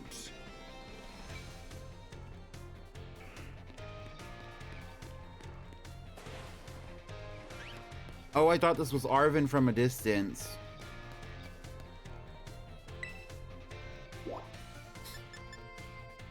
Jacques is in the biology lab. Pavel is in the director's office. Ryford is in the staff room. I think a Chinese-based region would be interesting, but I think that China, the country, the nation as a whole at this current moment, first of all, can be somewhat controversial, especially to the politics and to information regarding East Asia as well as Asia as a whole. I also think that China, as a concept, has a very varied and rich culture because of the large landmass and multiple ethnic groups that are encompassed within the idea of the nation of China in the first place, right? So I think it would be more interesting, in my opinion, to see one of many areas of China be covered, but maybe not the entire area of China. Similarly to Japan, which is majorly populated and also very much very diverse in itself, and the United States as well, that have been sectioned off for individual Pokemon games. I think they would need to do the same thing for China. How would they go about it? Hard to say. A lot of people live in that place. There would be a lot to cover, a lot to talk about, a lot of things that would be interesting to hear about, not only from ancient China, but even modern day China. And that would be a big undertaking. You know, they even had to section off, like, even considering Unova. Unova is not even the full state of New York. It is just a part of the state, part of that area of New York, and that's it. You know what I'm saying? And even within the current Pokemon regions that we have that are based in Japan, they don't even go over all of Tokyo. So, or all of even that one specific area of Japan where Tokyo specifically is. Or all, and like, even though Sinnoh, for example, is considered all of Hokkaido, they don't really get into all of the history. They don't actually get into all the rest of the archipelago that goes into the northern part of Japan, leading into the area that is considered part of Russia. They don't talk about the history of those things. So it's like, there's so much that they would have to pick and choose from. I think that it would be a large undertaking, similarly to if we were to have a region based on India. Oh, and that's true for a lot of places, but you know, I think it's easier to like section off a small little chunk of New York, a small little chunk of Japan, a small little chunk of France, right? Where we only really get the northern half of France, right? Leading down to Lumios. But when we get the entire area of the Iberian Peninsula, which actually encompasses, I believe, 3 or 4 countries, it feels a little hollow in comparison, because this is a very big region. But this is a very big region in the world that's relatively populated, and this is probably the biggest landmass of a region that we've gotten, and they utilize it for a specific purpose, yes, but the population is so low considering that this is the entire landmass and we have access to all the buildings, at least the outside of all the buildings. You know what I mean?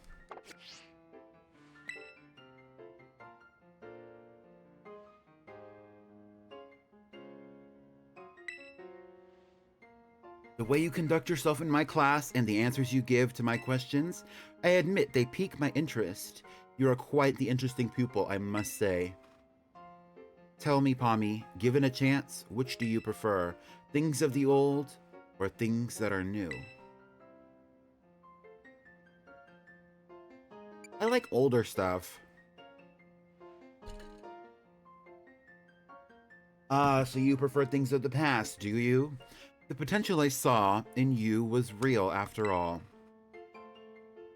Yes, this one may indeed be of good use to me someday. Wait, is that Marshadow? You can disregard that. I was simply thinking out loud. I enjoy our little conversations today. Thank you, Pommy.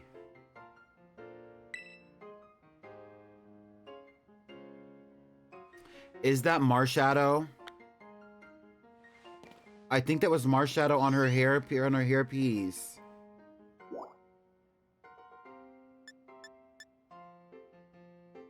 Exactly, Mobsuki. 4 countries if you include the Portuguese islands.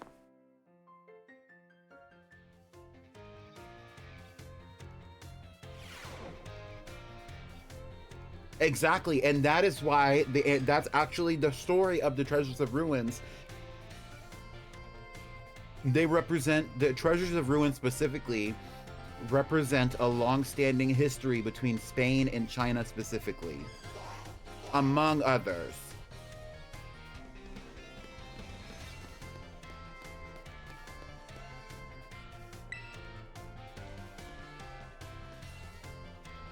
Why, if it isn't Pommy from Class 1A, are you perhaps interested in the rest of the old tale I told you in class? By the way, Ryfort, smash or pass? It is convenient that you would take the bait I presented in class. A vessel, a sword, a set of tablets, and a set of beads. After obtaining these 4 treasures, the king's castle was destroyed. Why, you ask? Because these 4 treasures were actually 4 Pokemon. As these Pokemon were passed from human hand to human hand as treasures, they slowly became tainted by hubris and greed. Finally, after coming in contact with the rapacity of the king at that time, they awakened as disasters and began to rampage out of control. The king called for renowned Pokemon wielders to defend the country, and after a fierce battle, these incarnations of disaster were quelled. It is said that these 4 Pokemon were then sealed away somewhere in Paldea. So, what do you think? Would you say the story is just make-believe?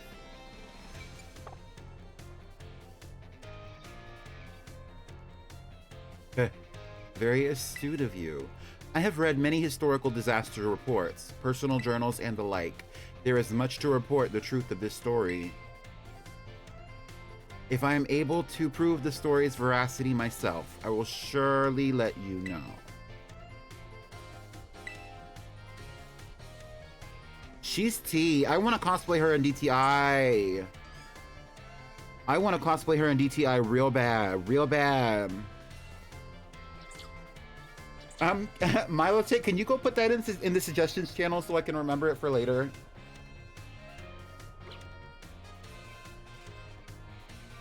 To cosplay Ryfort in DTI.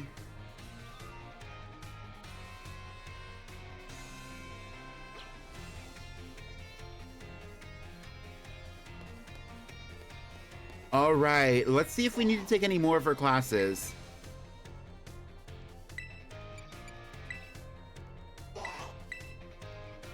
Look at the Psyduck!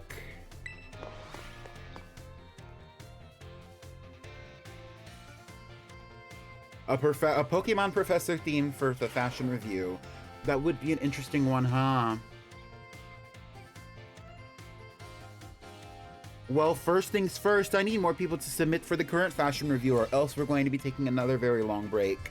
I really don't want to have to break for another 6 months after the fashion review, but at this point, we have less than a week before the fashion review starts, and we only have about 10 submissions from about 6 people, I believe. So As of right now, there might not be another fashion review, so y'all should go check that out in the Discord before we get into the idea of making new fashion reviews even happen. Because at this point, the next break is not going to be for 6 months. It's going to be for a year. You know what I'm saying? So this was the tester. I'm not actually testing the community in any way, but I am determining.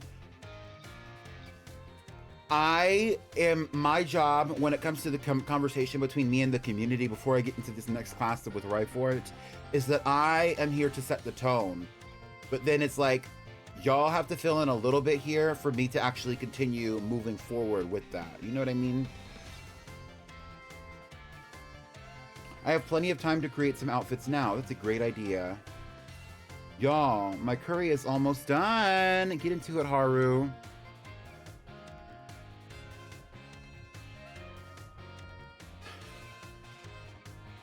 Greetings, my little students. Whatever you did yesterday is now a part of history. Today, we will continue to unravel the marvels that history has presented to us.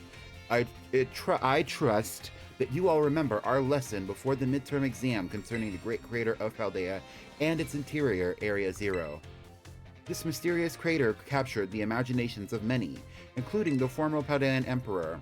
200 years ago, a group of explorers claimed to have finally reached its depths. The name of the team that achieved this great feat was the Area Zero Expedition. The team is said to have been made up of Paldea's best and brightest. Skilled battlers, brilliant researchers, talented individuals of all kind. Among the list of team members was the name of a man who was an author and brilliant natural historian, Heath. After returning from the expedition to Area Zero, he used his literary talent to record the events of the expedition and published them. Perfect timing to make eye contact as always, young Pommy. Let's see if you were paying any attention this time. What was the name of the team that first made it to the deepest reaches of the Great Crater?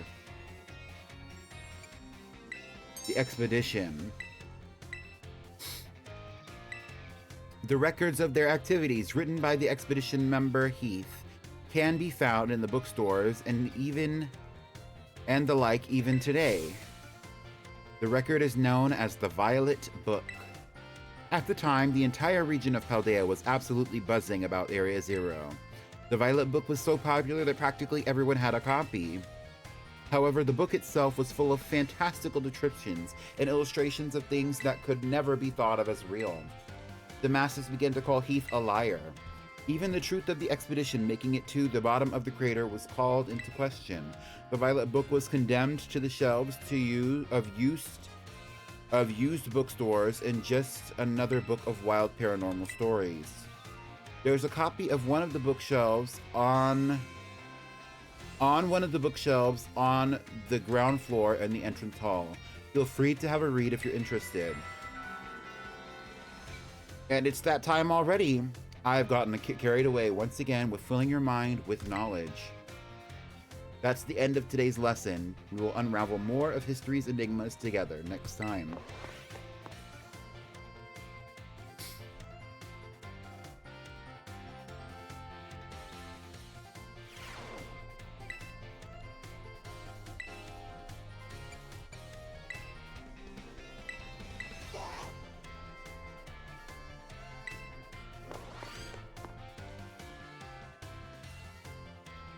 I did not remember all of these classes having eight class periods.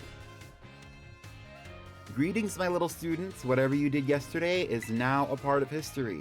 Today is our last class, so I would like to unravel the marvels that history has presented to us one last time. In our last class, I taught you about the Area Zero expedition of 200 years ago, correct? Alas, 200 years is not that long ago. Not that long ago at all. Shout out to Pokemon Legends Arceus. How unfortunate that our history lessons must match so inexorably towards the future. Would it not be more of an adventure to march towards the past instead? To start from our present and study history in reverse. That might be hard to follow. Indeed, it may be difficult to understand the flow of events, how one thing leads to another, if we were to trace history in reverse. I suppose I have no choice but to let the flow of time carry us towards the future. In this last class of ours, I shall fill your minds with the history of the terrestrial phenomenon. The technology behind Terra Orbs has its origins in Area Zero.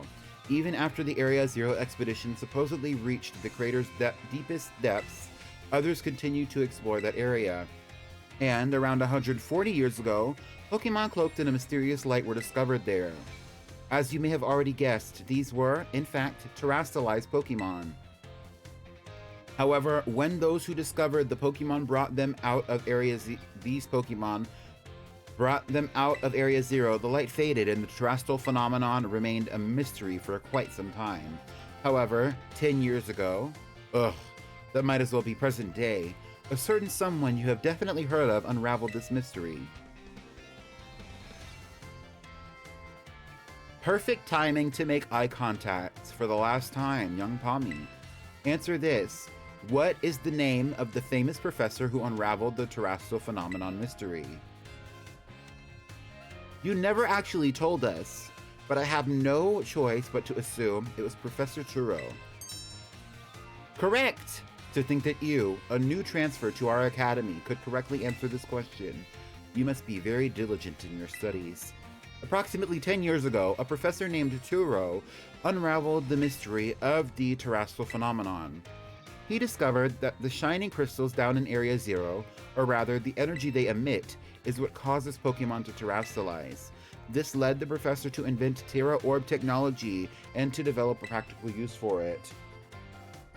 This technology was then shared with both the Pokemon League and our academy. Rumor has it that Director Clavel was one of the researchers on the professor's team. Alas, this story is much less exciting now that someone we all know appears in it. Modern history truly is dull, isn't it? Thus ends my history classes. Our next session will be our final exam. Bring the wonders of history to the forefront of your minds in preparation.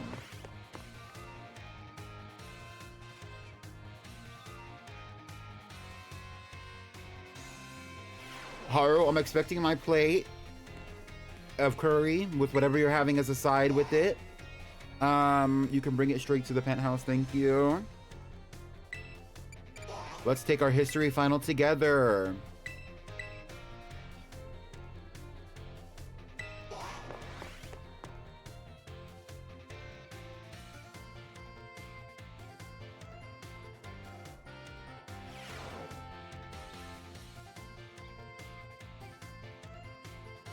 Greetings, my little students. It's time for our final examination. Summon your historical knowledge from the dark recesses of your minds and answer the questions. What is the area within the Great Crater of Paldea called? Area Zero. How many years ago was this academy founded? Who remembers this one? This is from the first half of class.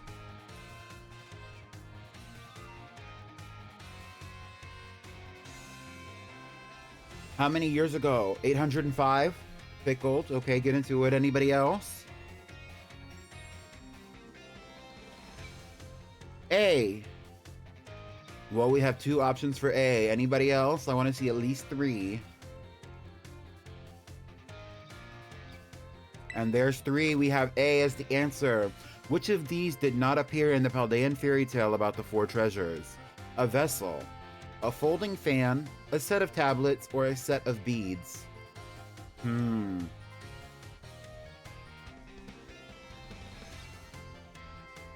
That one's complicated. What do y'all think?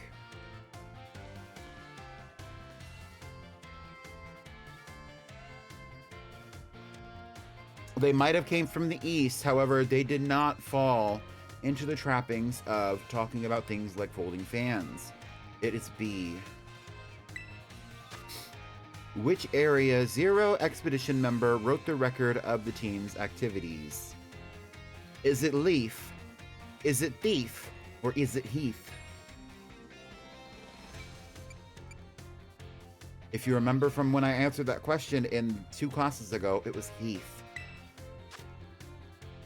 How many years ago did Professor Turo invent Terra orbs? 10 years ago. Your time is up. Put your writing utensils down. You must excuse that last question. It is too shallow and ridiculous to be on a history test. But alas, the director forced me to include it. So ends our final examination. You may ask for your scores at the school's front desk. I actually think that Turo's experience and also Turo's use of the ability, like Turo making the Terra orbs will be history. Him making the Terra orbs and the Terra orbs being used in battle is history. It's a part of history. It feels great to get a test out of the way, doesn't it? Let's take a look at your results. You must get 3 questions correct to pass the midterms exam, and 4 questions correct to pass the final exams. Let's see how you did on your history test. You answered 5 out of 5 questions correctly! That's a passing score! Congratulations! Miss Ryfort asked us to give this reward to any students who pass the exam. Keep doing your best.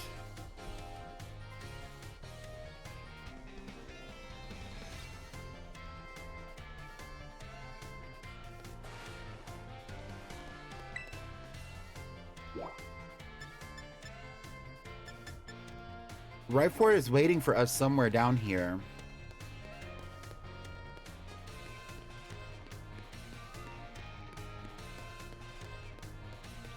Here's the violet book. Let's glance inside. It doesn't have anything relevant to us today. So we will come back to it, but it was definitely interesting.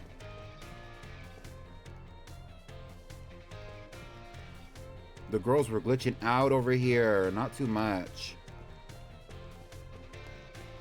Y'all see Ryfort anywhere?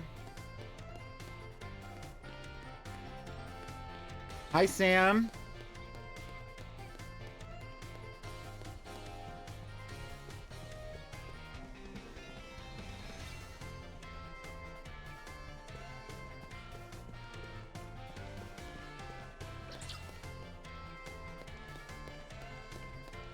Imagine what the graphics update would be like when I have a Switch 2. Make sure you donate. Thank you.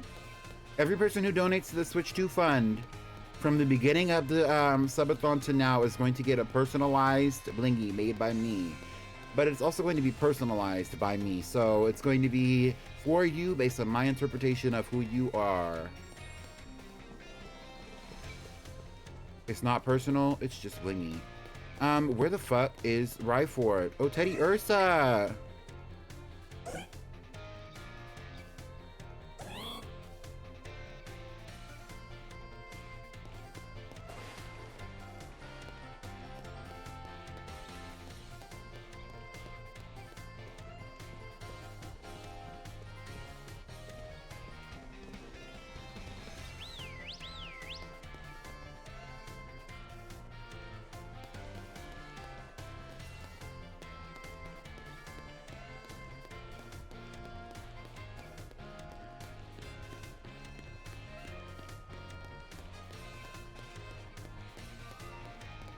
She's not at the same spot we met her at before, though, which is what's confusing me. Because we met her over here the first time, and it's saying that she's here, but now it's also saying that she's not. I'm confused.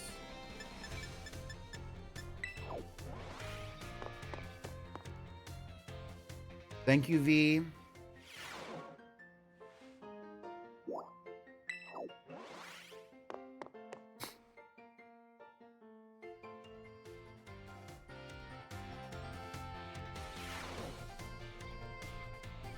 There she is. We just needed to update it. I wonder what Pokemon Ryfort is based on. You know, a lot of the designs for people in, like, for characters in the games are based on Pokemon. I wonder what her Pokemon inspiration is.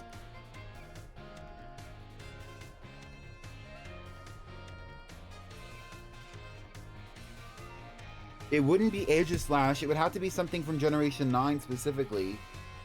To be even more specific, something specifically from Paldea. What does she remind you of? Her stance, her hair, her eyes, which are very intense.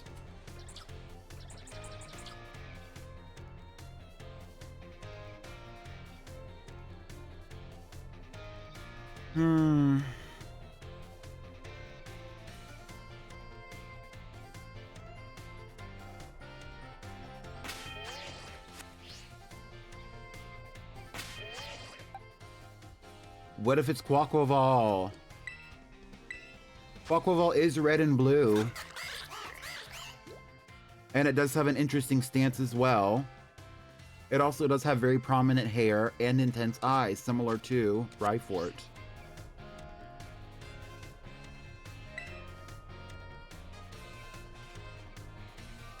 Tommy, the time has come.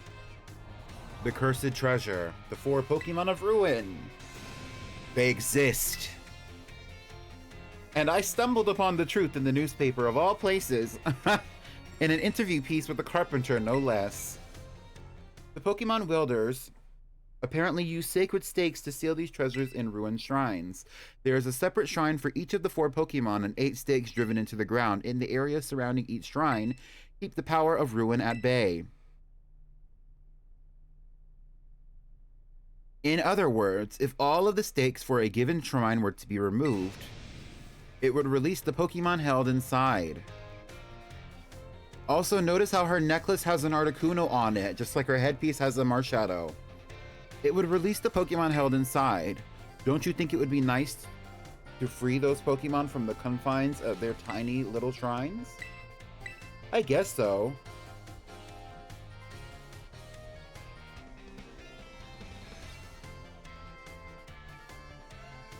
And maybe she's not queening out the same way that Quaquaval's queening out, but I do think that it would be an interesting...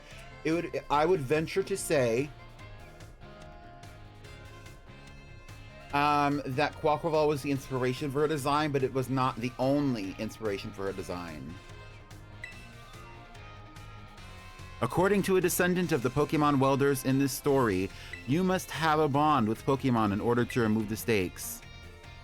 I'm sure someone as Pokemon savvy as yourself would have no trouble at all with that. You can choose for yourself whether to believe me or not, but I will mark the locations of these shrines on your map.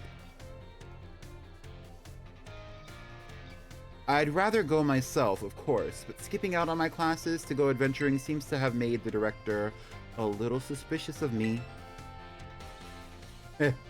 You can think of it as part of your treasure hunt. Treasures of Ruin are still treasures after all. I hope you will investigate these shrines if you are at all inclined to do so.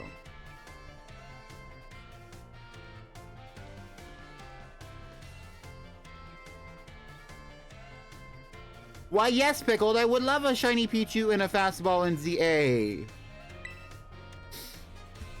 Make sure you didn't name it, and set it aside for me for when I am available to collect it from you. Thank you.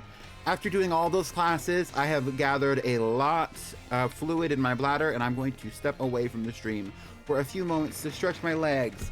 After that, we are going to come back, and we are going to start looking for the stakes to find the Treasures of Ruin. We are about 2 hours into stream, so we are reaching the midpoint anyway, and I will see you when I am back from that moment. Your headphones died while you were in the break room, and all I could hear was a really loud Fortnite gamer being low-key homophobic. I am so sorry, Sublink. I would say, Sam, you said that she's not queening out the same way Quaquaval is. I'm really craving a McDonald's burger right now. But she is queening out.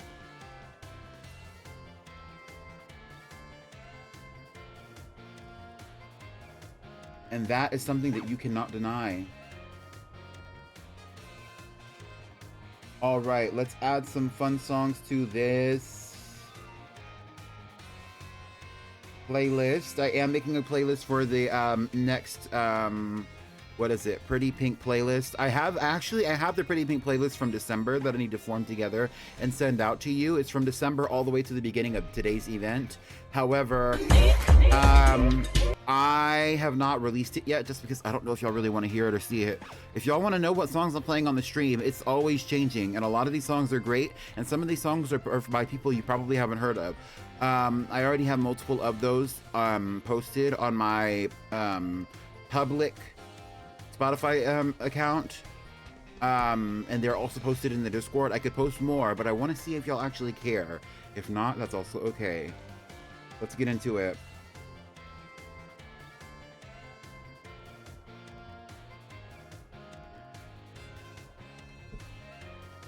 Be right back.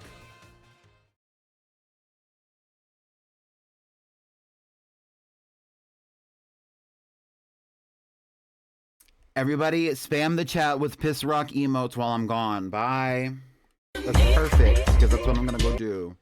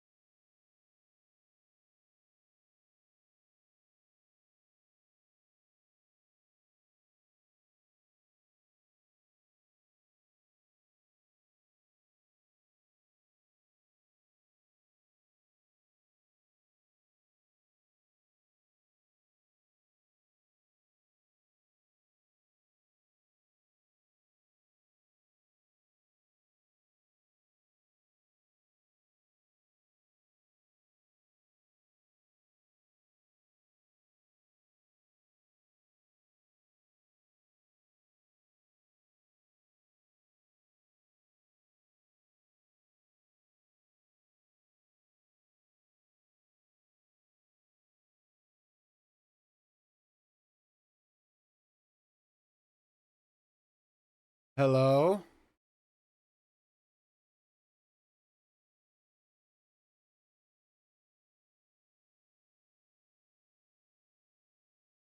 Are you still here? Hello? I'm still here. I'm telling you I'm still here. Hey.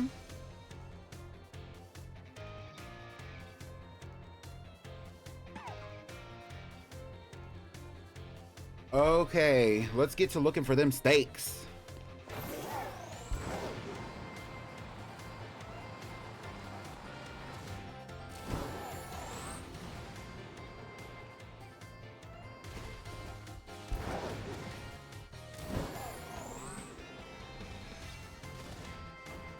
You used to be able, they used to have a glitch in Pokemon where if you started from all the way at the top of the mountain,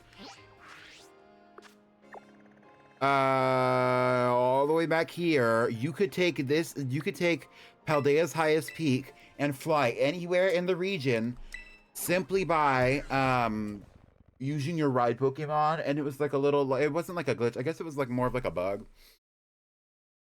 But basically, whenever you would fly, like you would glide from wherever you were to wherever you were going. Give me 2 seconds. You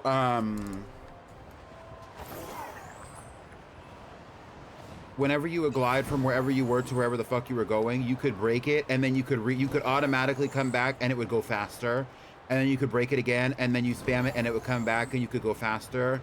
And then you could break it, and then you could go again, and it would go faster and faster. And then you could fast travel from wherever you were to, from the highest peak in Paldea to wherever you wanted to go, basically, because it was like that easy to travel because it was going that fast. Which is very different than what it is. This is before they even gave us the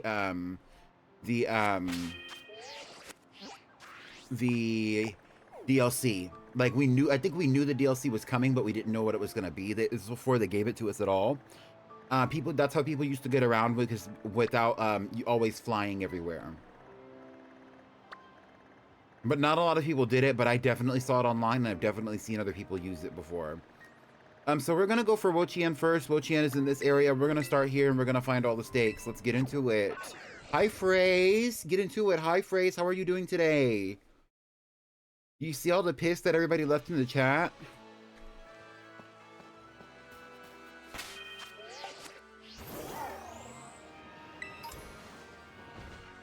Well, I guess for you it's not daytime, huh?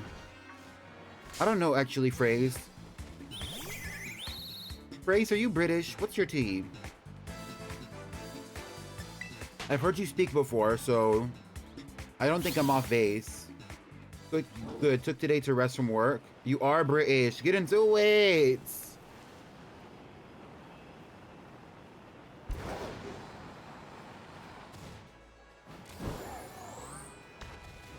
Okay, so let's go for our stakes. For those of you who remember, I already did have it pulled up.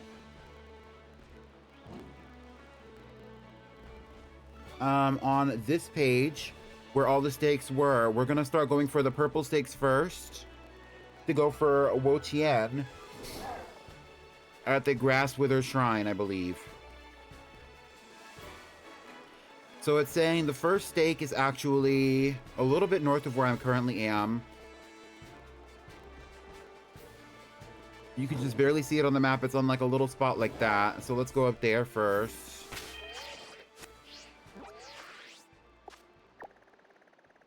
It's right there. See this?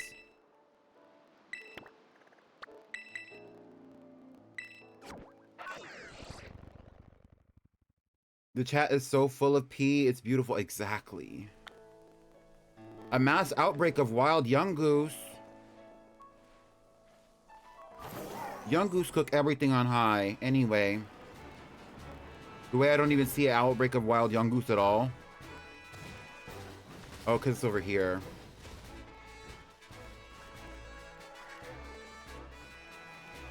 I actually already have a shiny young goose. It's called Pinky.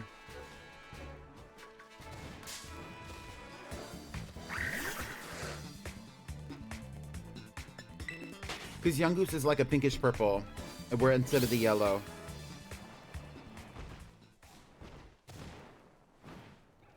Imagine if I just ran upon one though and it was shiny like that, like right now. Like, haha, that would be so funny. Like, we would have to catch it and then we would have to name it something. And it would be so cute. And I really think that shiny young goose is cute. Not as much for gumshoes, but you know, it is what it is. Thank you for the shiny luck. Oh my. What's that in my cup? That's that potion. Rubbing honey on my skin like it's lotion.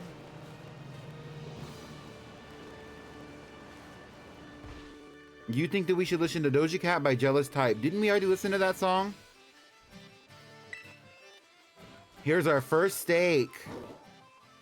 There's an ominous black stake driven into the ground. Will you pull out the stake? Yes. When you pulled out the stake, it crumbled and vanished.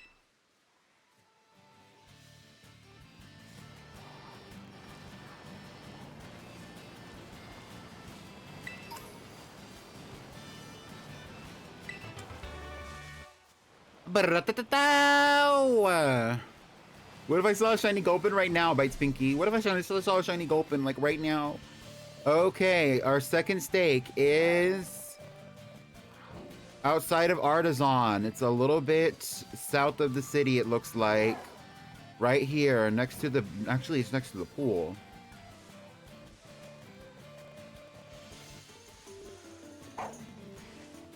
It's just the touch south of the city. On the map, it should be not too far away from here. There's 8 of these stakes that we're going for. And it should be over here. Let's go.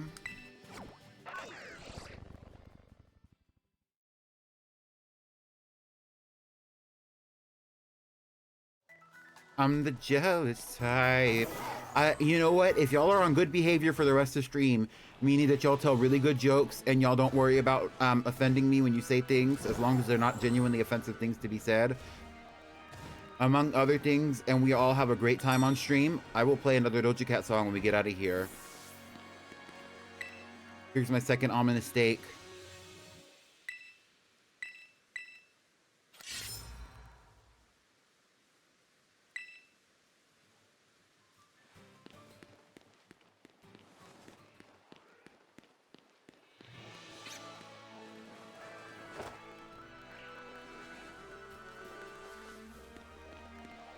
The gag is, y'all never really say anything that offends me. I think there have been moments, but where something like that's happened, but it's never been like a, everybody hates me, I hate everybody, we have to get out of here, it's not gonna work kind of situation. Which is great, because like, I don't really want to create a community where like people feel like they need to make fun of me or jab at me in order to have a good time.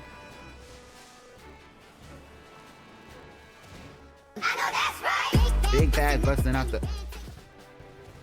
Okay, our third stake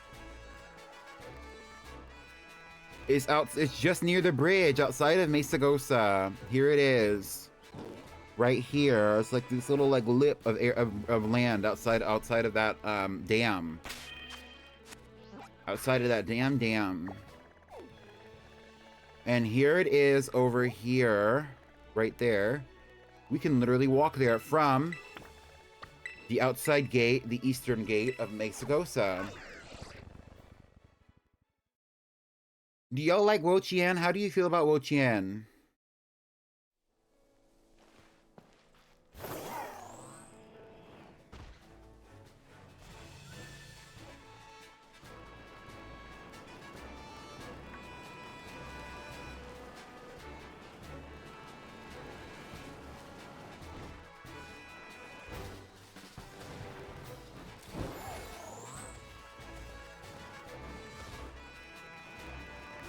Wo-Chien is the grass one.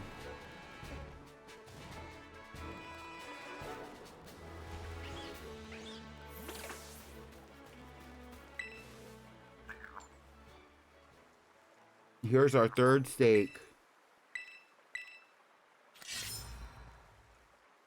Yeah, it's a snail.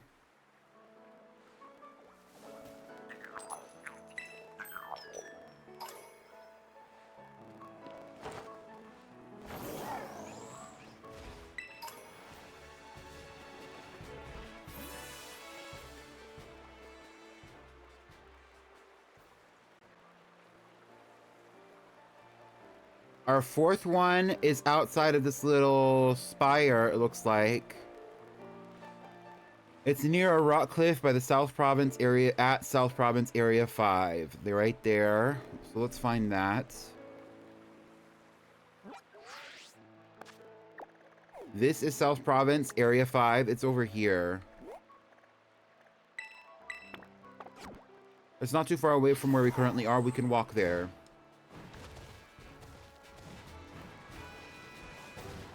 Phrase, you and Sunny should get together and finish it.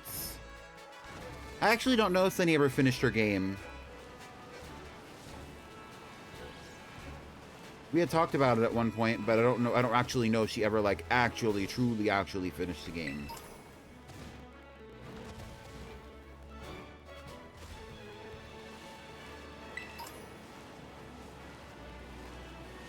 Hi, Jacob VGC.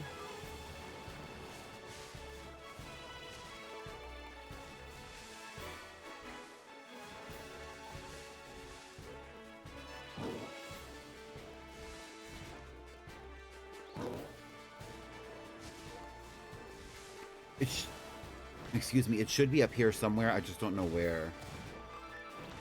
Guess what? Chicken butt.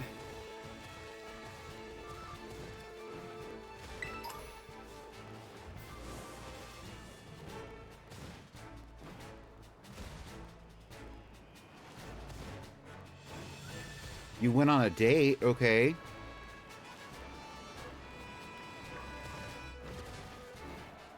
How'd it go?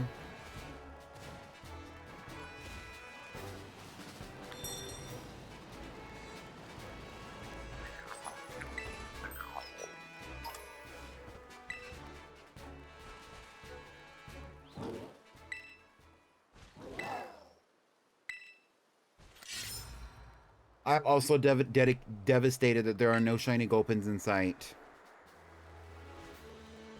All right, there we go. Where's our next one?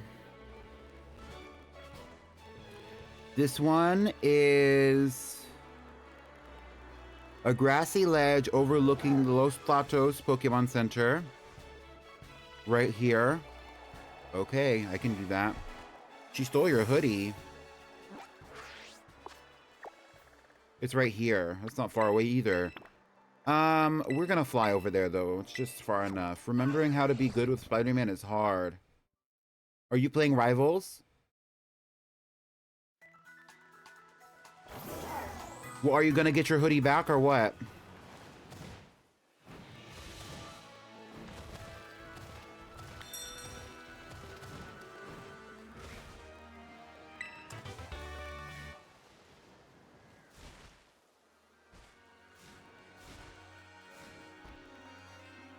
Oh, it's over there.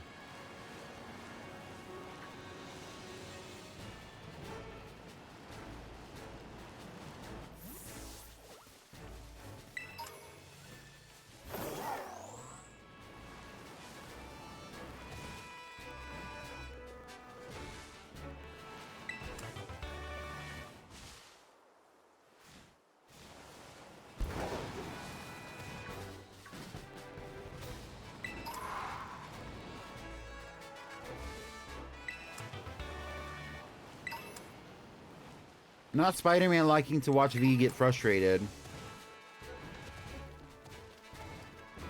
Some people are like that, though.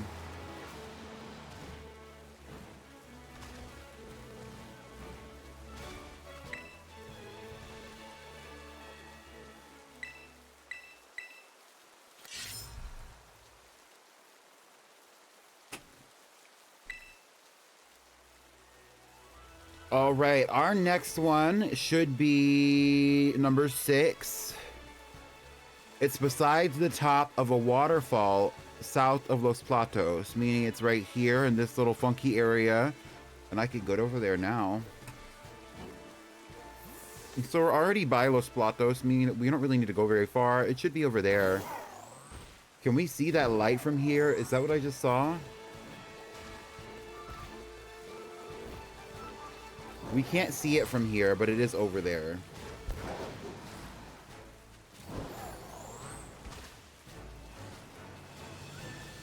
I will try to keep that in mind, Andalise. No Doja Cat without Andalise.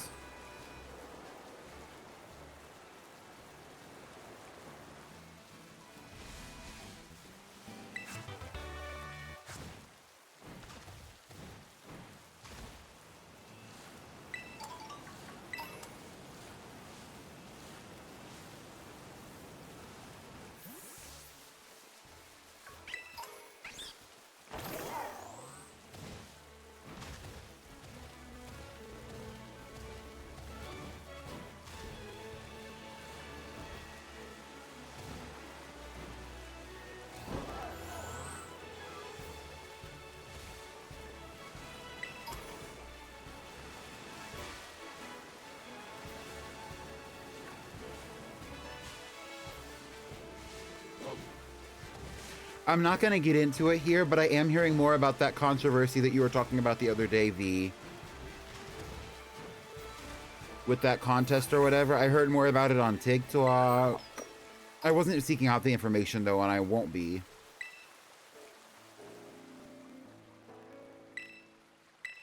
There's my next steak.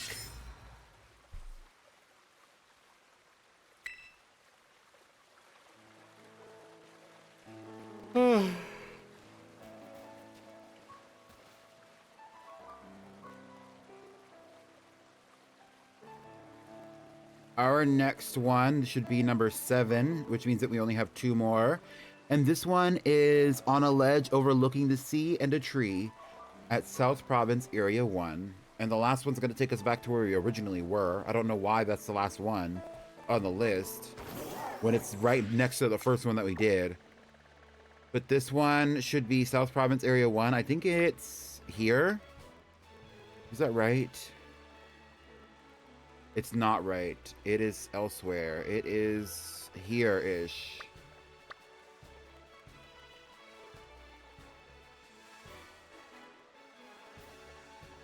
Yeah, that one's right there. We're gonna go for the one.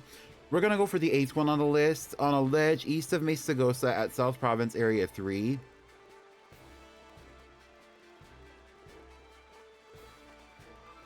Which is right here.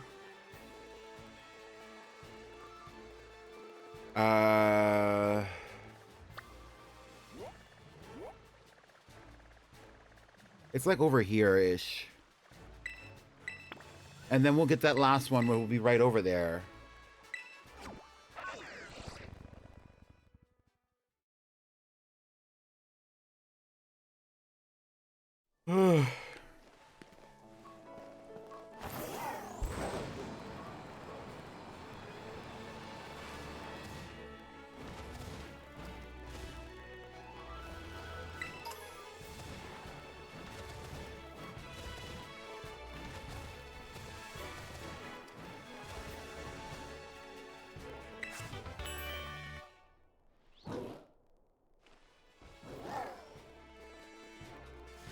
Do y'all see the black stake driven into the ground in the canyon?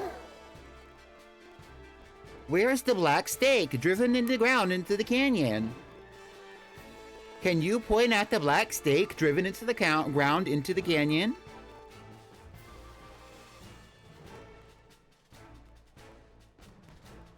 It's right there. Good. Let's go.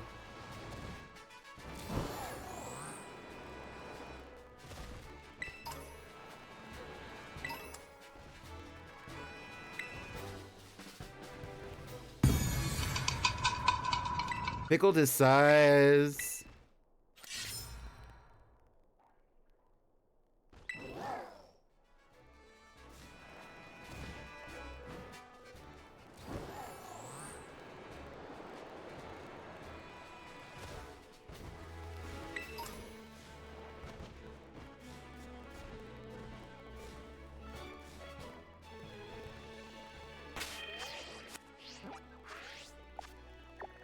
And the last one is literally right here next to the Grasswither Shrine, mind you. Which I cannot fly to currently.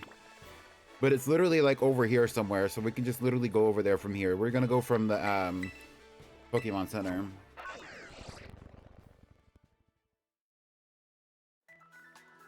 Not put the pen down, homie, and you're talking to yourself. Oh my god.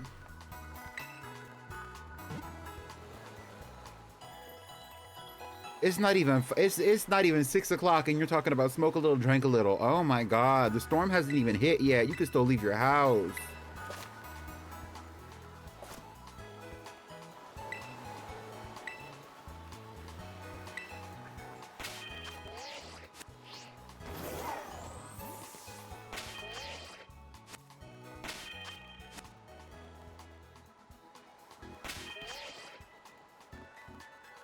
Oh, the Hall of Fame badge. She was talking about here.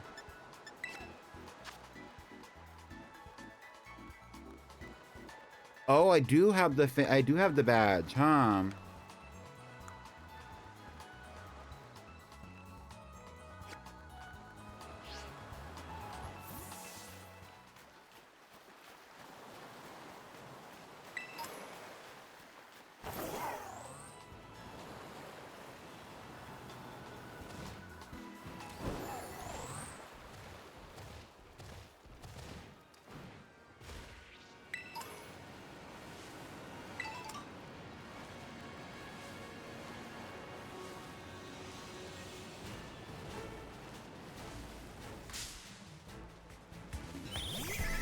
You got the Brazilian archetypes character. I don't know what that means. Get into it, Mabsuki.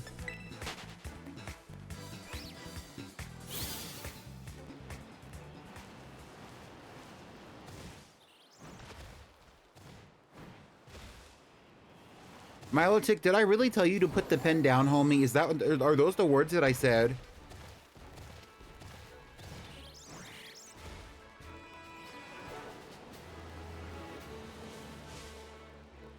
Miss Drevis. Thurskit.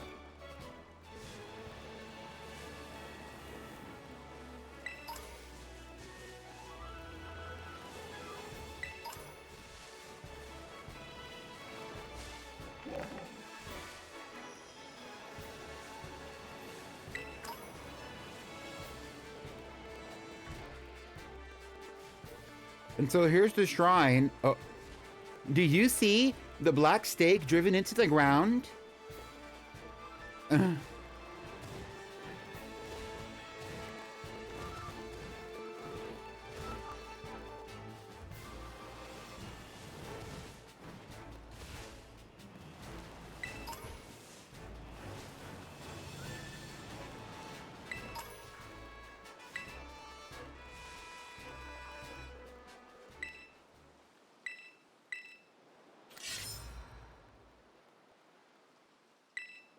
Thank you for checking in, Phrase.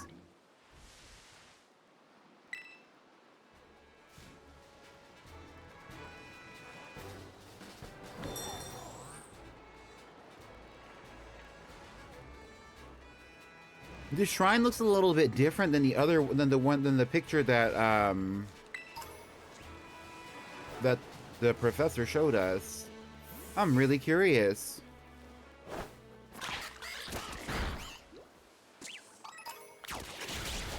Andalise said that we couldn't listen to any Doja Cat. They didn't say anything about listening to Tinashe.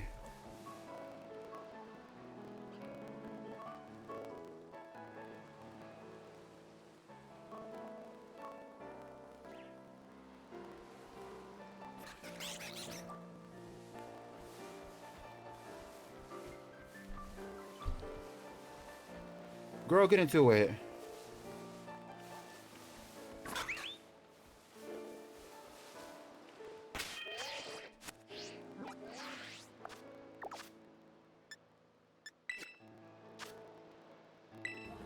Hi.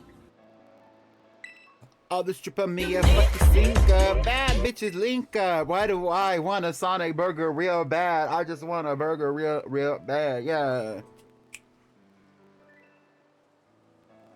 The shit on this dinners. Me fuck it with you, not my ammo. Hey. Hey, in your face, bitch. This ain't Maybelline. BBS is bling bling. Bad bitches link up.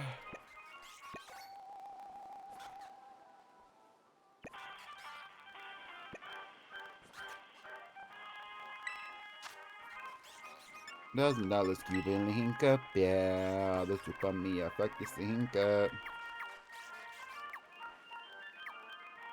I just pull up in a Brinks truck and I brought some young bad bitches in here.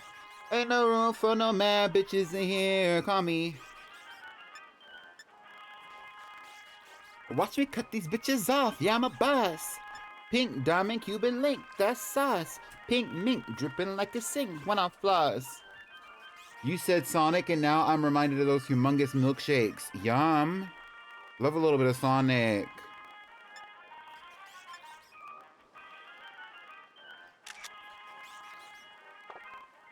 It's so dark.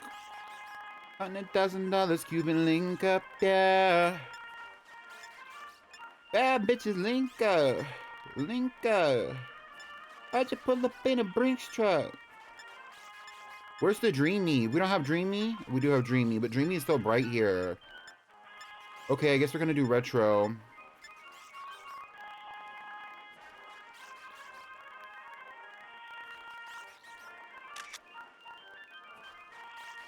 Yeah, and 50 bitches in my section only. Yeah, and they all with the shit. I've been popping since a youngin'. Bet these hoes know how I'm coming. Too much sauce, I got them. Give me a second. Stay where you are. Don't move, ho. I'm on my way. Used to want it, now I got it, bitch, I'm paid.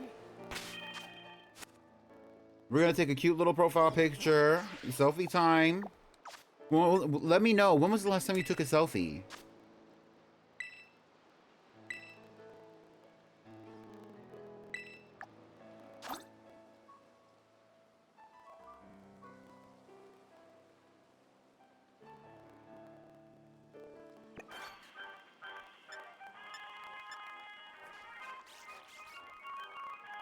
Woo!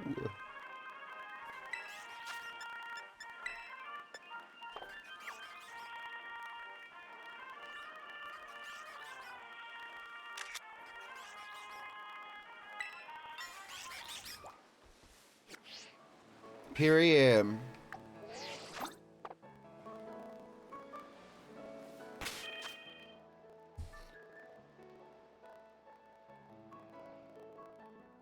She get money. Her body tea. She's super thick. She's super pretty. That's Link Up by Tinashe, and that is actually probably on at least out of the what 4 or 5 of them that we have now stream playlists that I have created. That song is probably on like 3 or 4 of them, not including Punktober. You got 8 full ass palettes. I'm screaming. I'm so sorry, Sublink. Anyway. Save your game before interacting with any legendary Pokemon. I want to catch it in a nest ball. I feel like that's a little bit reckless and ridiculous. I would be okay with the Dusk Ball. I really don't want to see it in a Dusk Ball.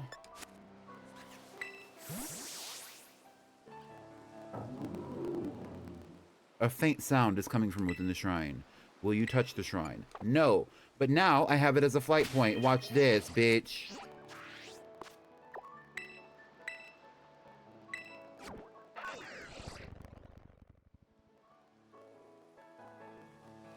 Damsel ate a pizza with extra pepperoni. And you ain't give me nothing. Oh my god.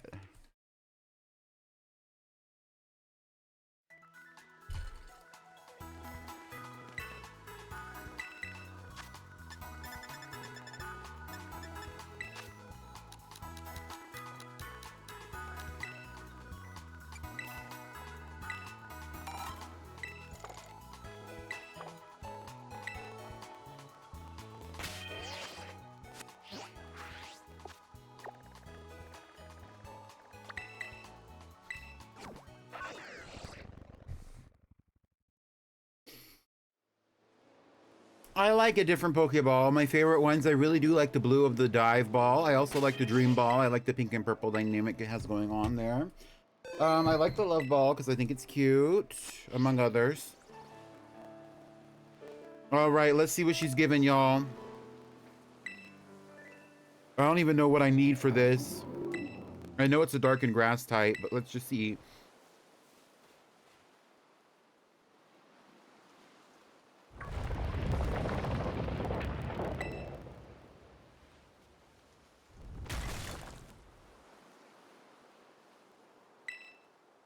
Damsel, are you out of work now?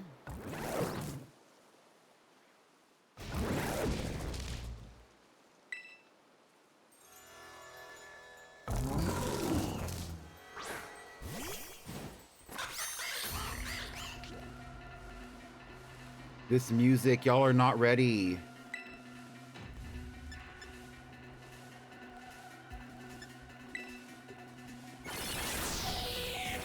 Not immediately using Giga Drain.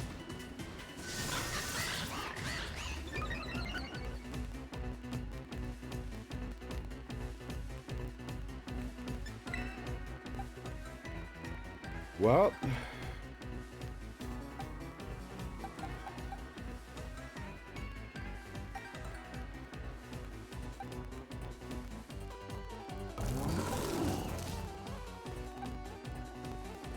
The girls are really prepared to take this one out, I will say.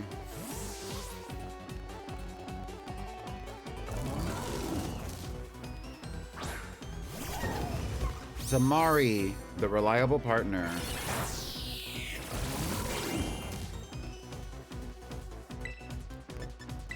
Because it's only level 60, I feel like the best Pokemon to use against it would actually be Delta, the Quaquaval, because she's so low level, but she is weak to its grass type attacks.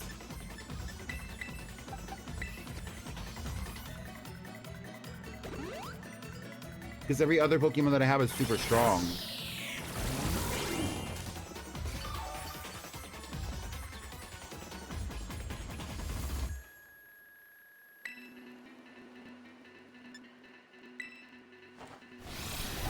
What if we knock it out? I'm scared. Well, that bitch has to get drained, so...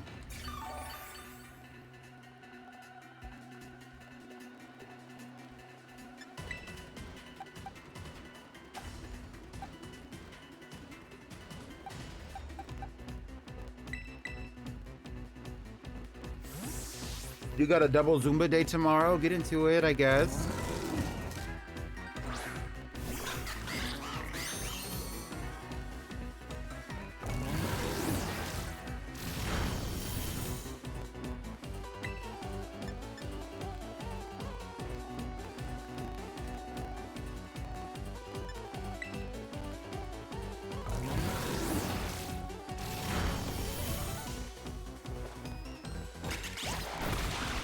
Bitch.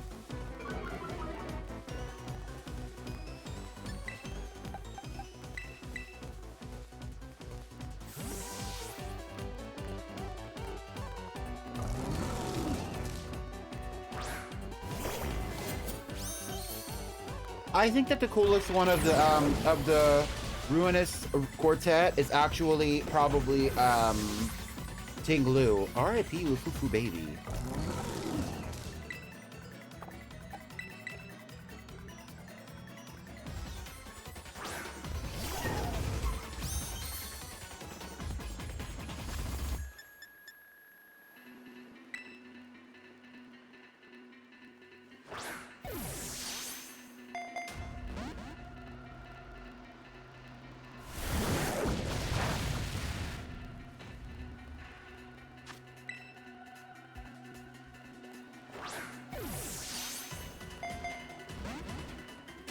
Everybody loves Chi-Yu. Everybody loves Chi-Yu.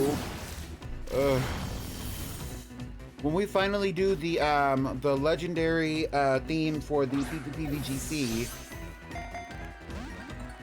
everybody better have a Chi-Yu on their team because everybody fucking loves it. No shade.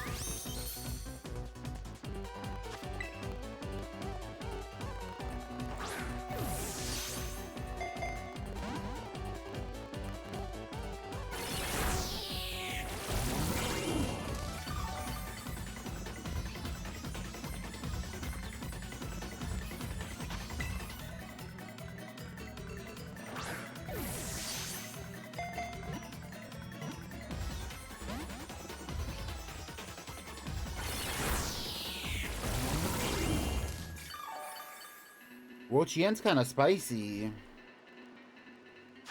We're gonna throw one more nest ball at it before we start recovering the Pokemon on the team.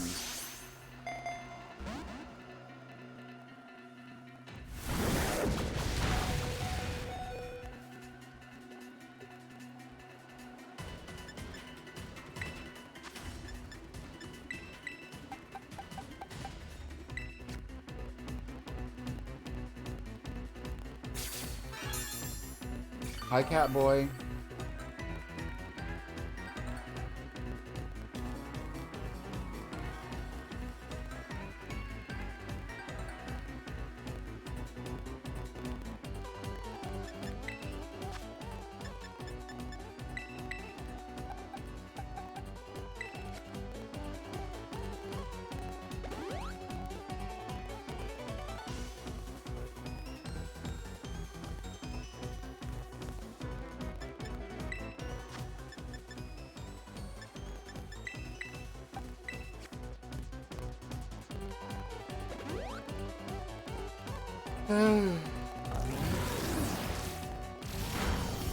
Catboy, if you have an opinion, what is your favorite of the Ruinous Quartet of the legendary Pokemon of Paltea?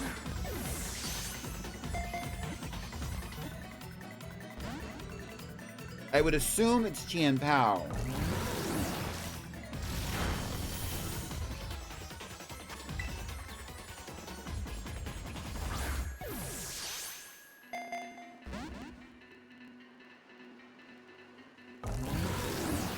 Not its quarter poundering.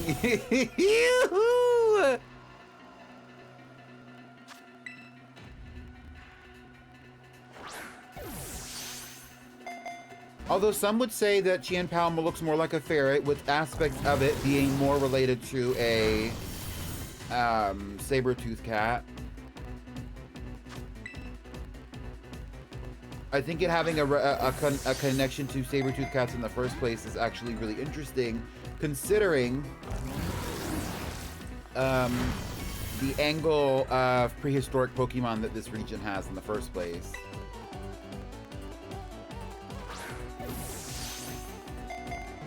Exactly, Andalise. Exactly. You know what's up.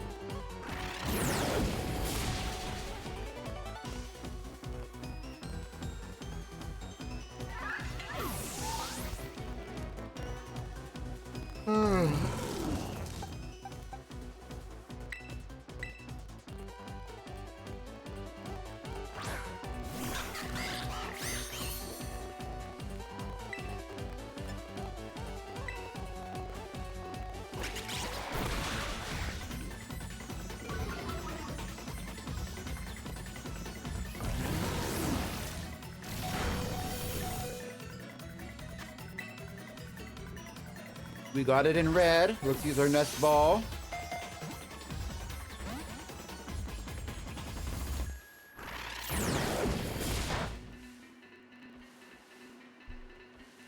I don't think this bitch is gonna go out and gonna make us burn through 100 nest balls, mind you. Maybe a cute little 20, but not 100. What ball do you think I should catch Ting Lu in? I'm thinking a Dusk Ball for Ting Lu. I don't know what we're gonna catch Chi Yu in. I need to work on my Pokedex in this game too. You want to catch Chi Yu in a dive ball?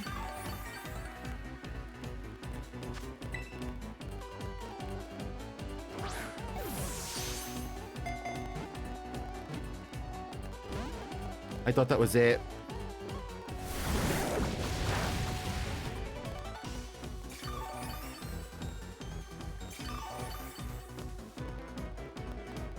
The fish is orange. I think a timer ball would be interesting, among others.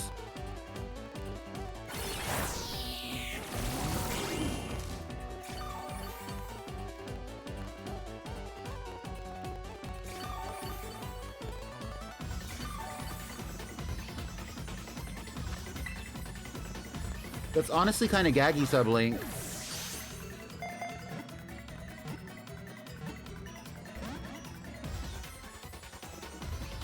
Oh, she was getting comfortable. Fun fact, or actually, let me not say that. I want to know, do you see Wo-Chan as masculine, feminine, or neutral?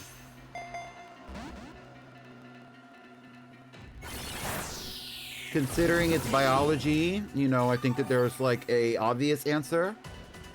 And you could probably take 3 different angles to get to that conclusion. Wo-Chien is not a fish.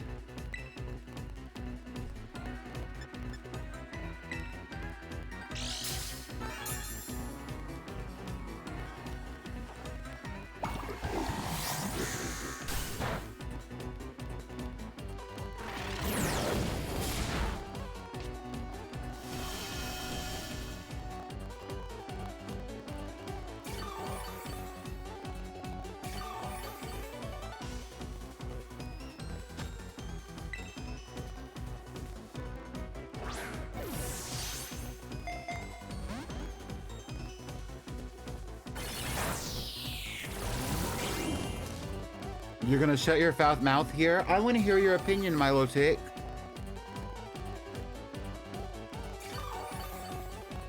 Many plants do not have, you know, while they do have sexual organs for sure, they do not take on different sexual characteristics. At least not in the way that we can observe them. And we're not even getting into the aspect of it being a snail. Or an inanimate object, mind you. It's like, because the actual living aspect of this entire creature is actually the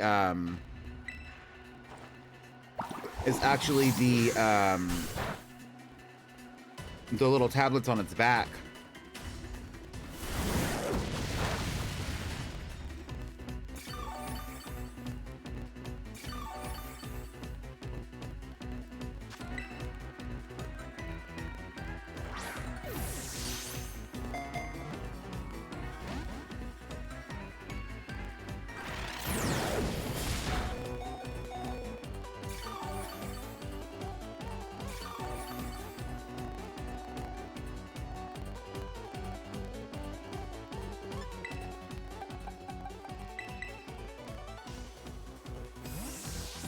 You think it's a girl because it has long hair? That's what I think too, on the least.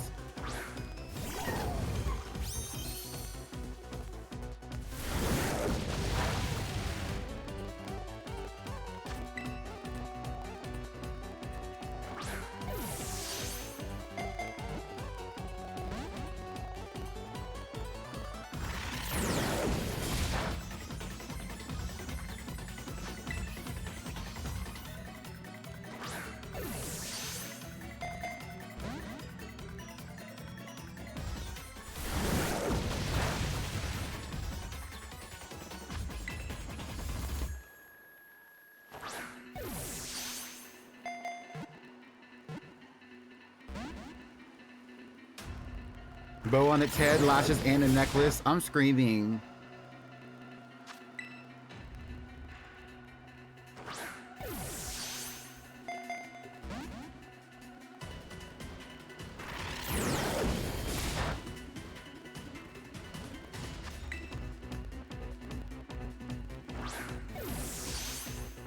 I'm not the biggest fan of Wo-Chan's design, but I do think it's an interesting one for sure.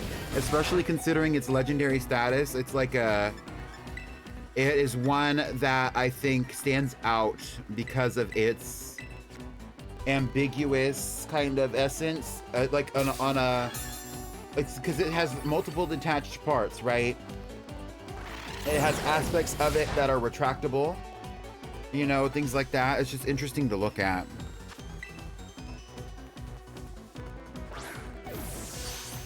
Hi, Pero. Pero, do you think Wo-Chan is a boy or a girl?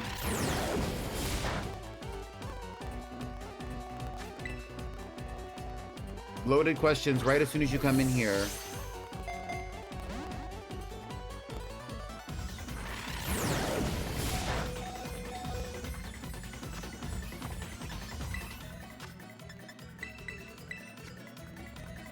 Neither and both.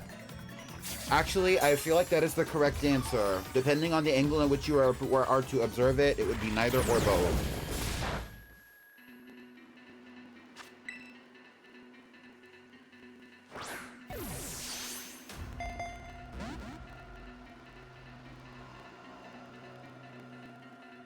Don't you struggle, bitch.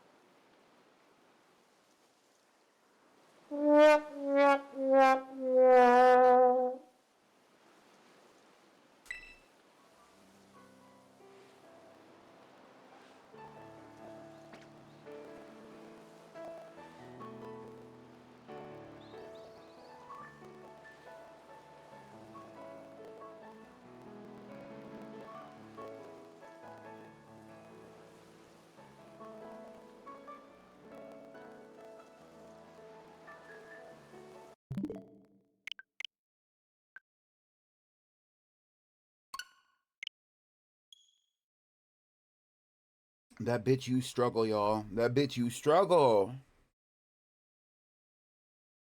I was foolish. No shade. We're 3 hours into the stream. That, you know, and they ask you how you are, and you just have to say that you're fine when you're not really fine, but you just can't get into it because they would never understand.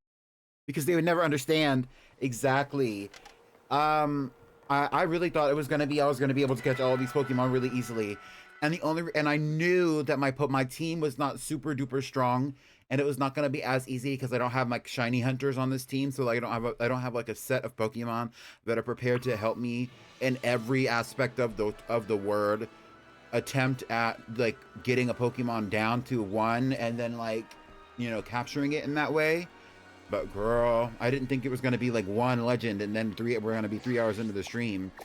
Anyway.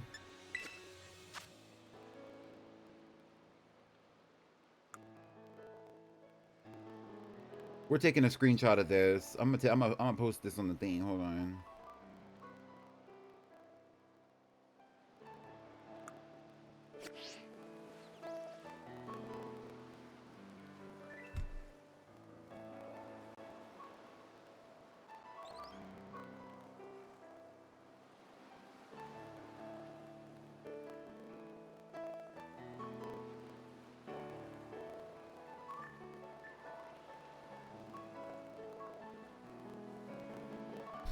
Me subtly distracting myself.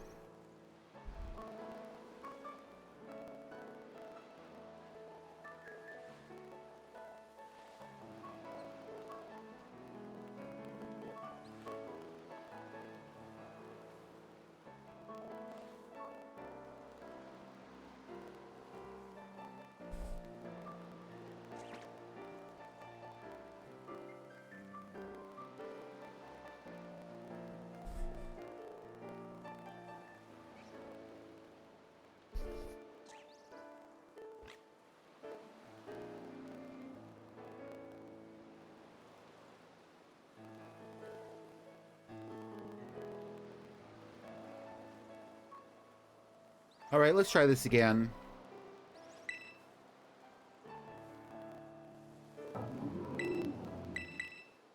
I need to make a thumbnail for this this VOD and a thumbnail for the next one.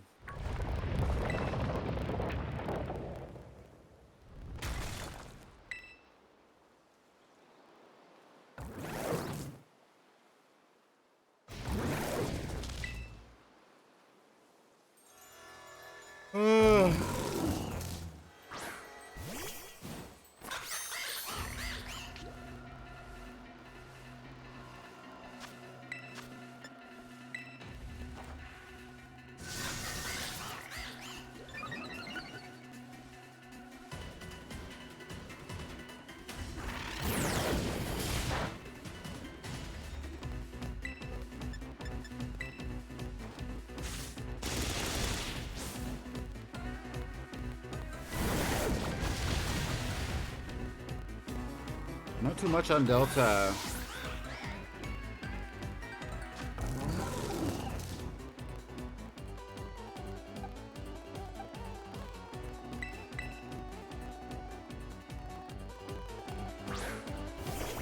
Where is Miss Switchblade when we need her? Switchblade is taking a lovely long rest in the Blueberry Academy's terrarium, along with the rest of the shiny hunting team.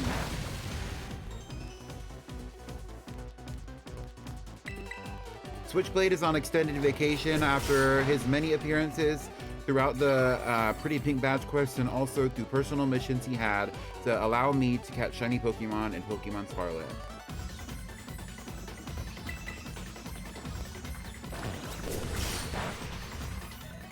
My professional art of Seahawk. Oh my god, I forgot about that. I need to use that for the next weekly stream schedule. That would be funny.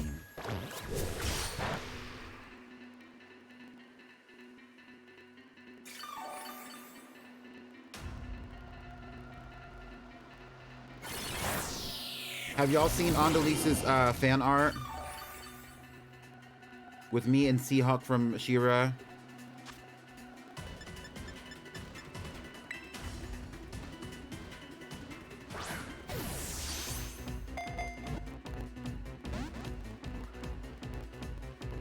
I wish that they put the cover back on the thing after we capture the Pokemon.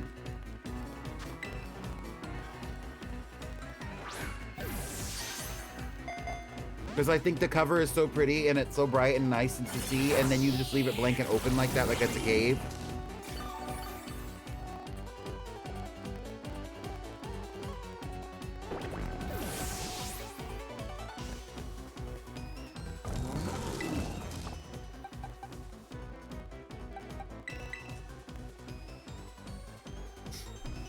I mean, now we have the method down.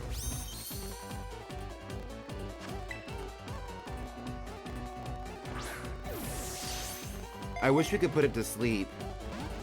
We could. I'm not. It's just ugly to look at, and those are still good points to use to like teleport around the region.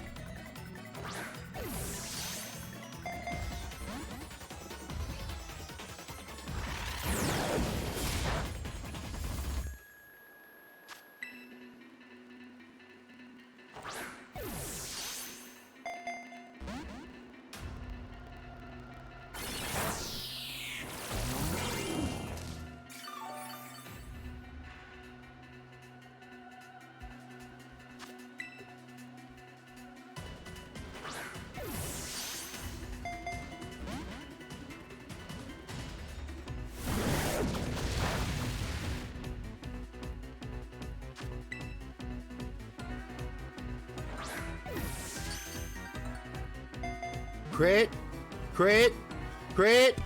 Yes, we got Wo-Chien.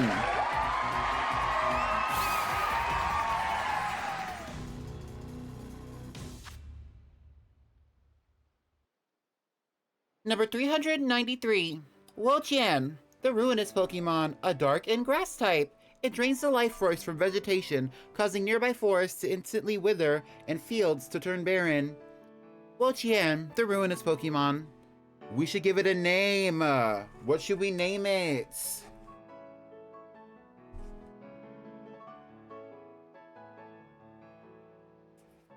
Wo-Vicky. Hold on, Wo-Vicky. Yes, hold on.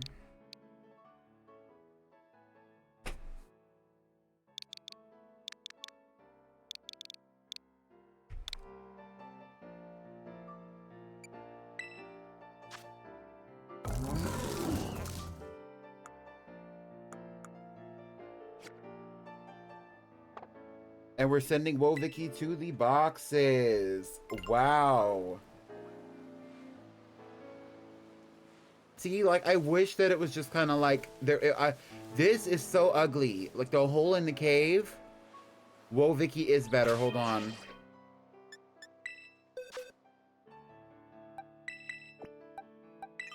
We also need to take a picture with this, so I'll change its name and we'll take a picture with it. Faint writing is carved into the shrine. The ruinous tablet's seal has been broken. Like, I wish that they just put the cover back on there because it's so ugly. Even if the cover loses its luster, like, I think it would just be interesting just to see, like, you know, the cover or something.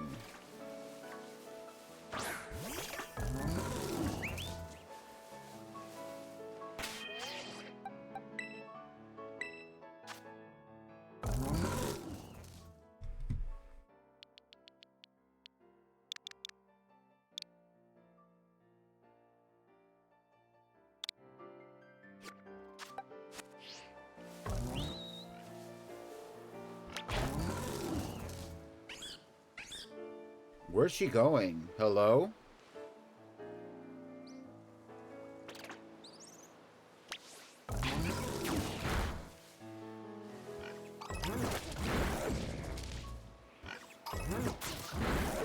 I wouldn't say Will Vicky faked being black. I think that that would be a little bit of a stretch of the experience that you would have of Will Vicky. She's a very obviously white person in every circumstance that she exists in.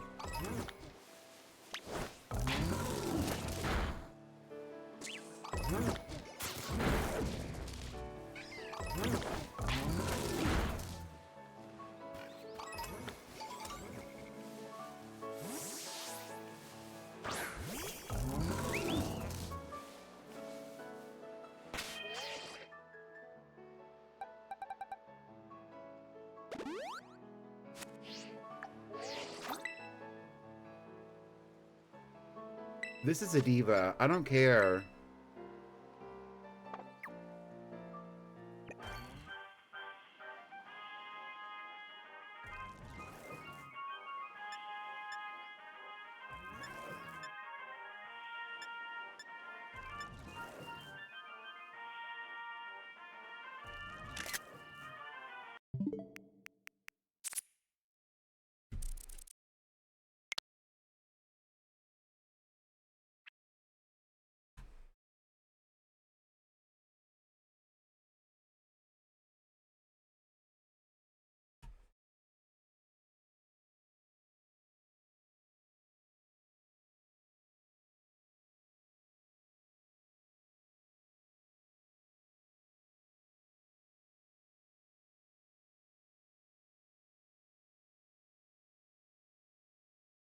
Me just like constantly posting to my freaking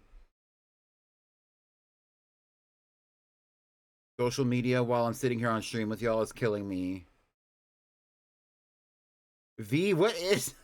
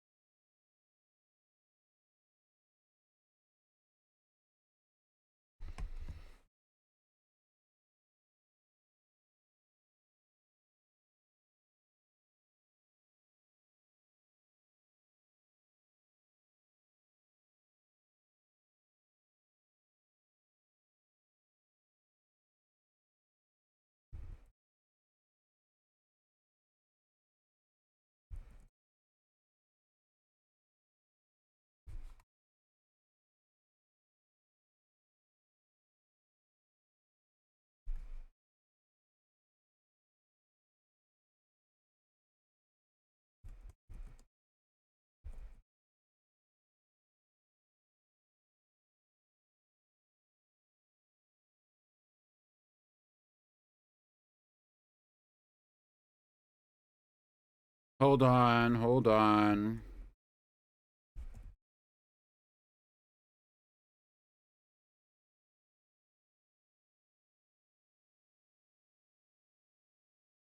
There you go. It says, Whoa, Vicky the Wo Chen. She smells like my daily dose of mulch. Her gender is both but neither, thank you. Hashtag non-binary tea is valid.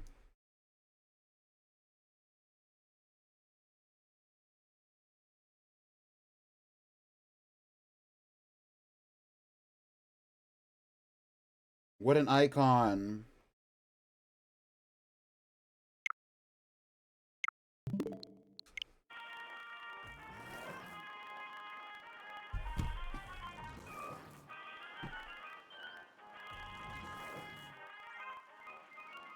So we actually need to go back to the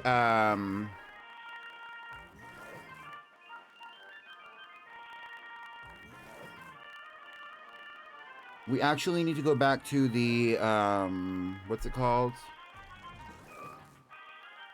The page where we were looking at all the stakes. I want to do at least one more.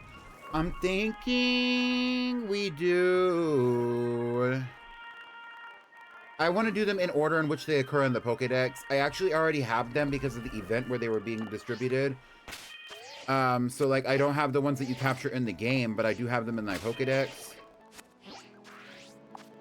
Minus Chi-Yu, because that's the only one I missed in this one.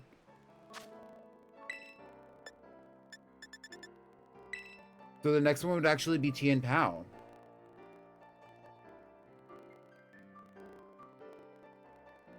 So we need to look at the stakes for Tien Pao, which I have pulled up right here.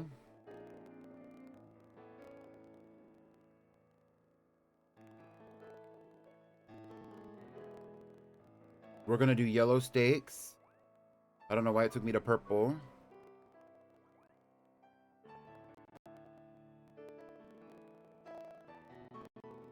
Wochien Shrine. Okay. Tien Pao stakes. So the first stake is actually behind a large tree next to the falls outside of Cascarrafa City. Easy.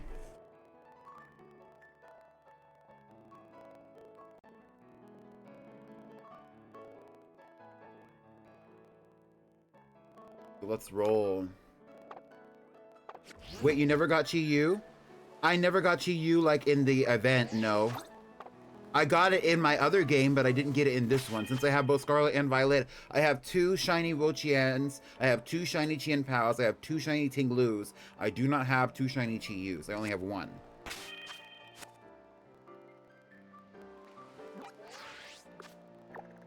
We're gonna go to Cascarrafa. We're gonna put Wovicky in the box.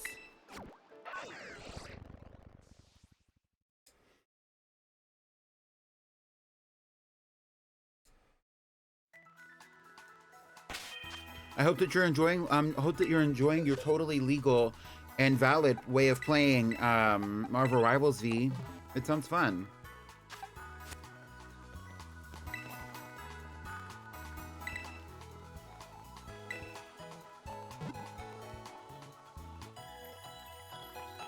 The way all of my team has a different Pokeball.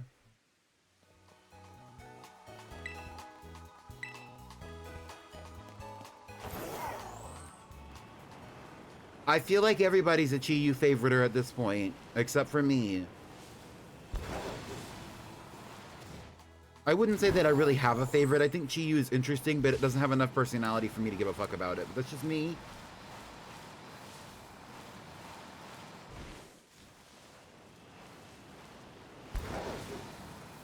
That is the fish. Chi-Yu is the fish.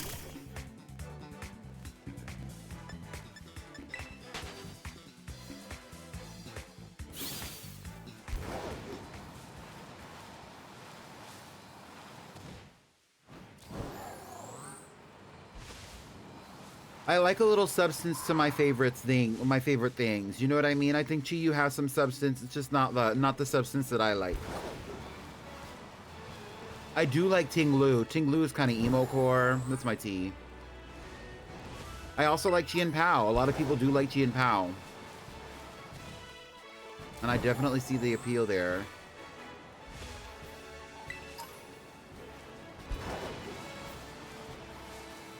I mean, they are all inanimate objects, so to speak.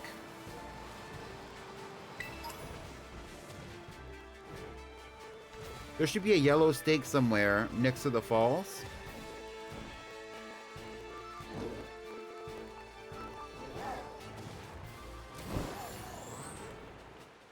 Let's mark this on our maps.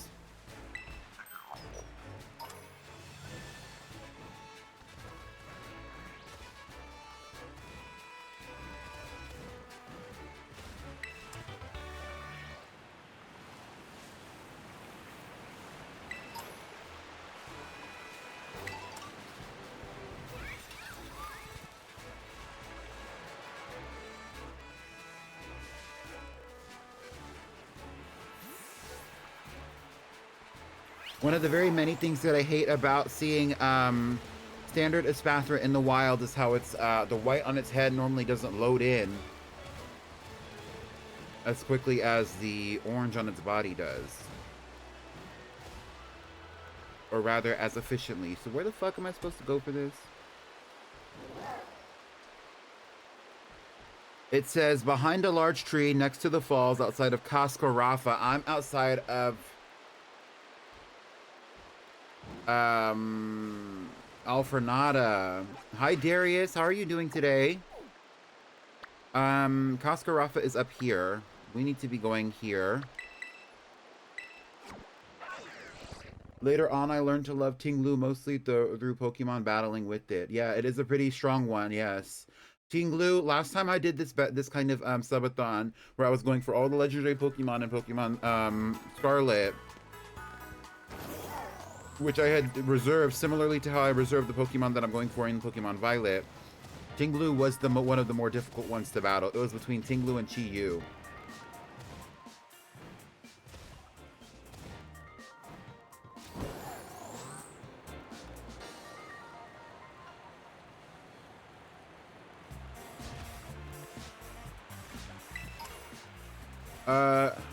Do y'all see a yellow stake in the ground? Where is the yellow stake in the ground?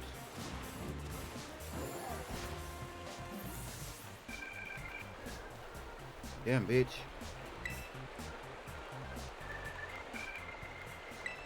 Actually, it's considered a black stake, by the way.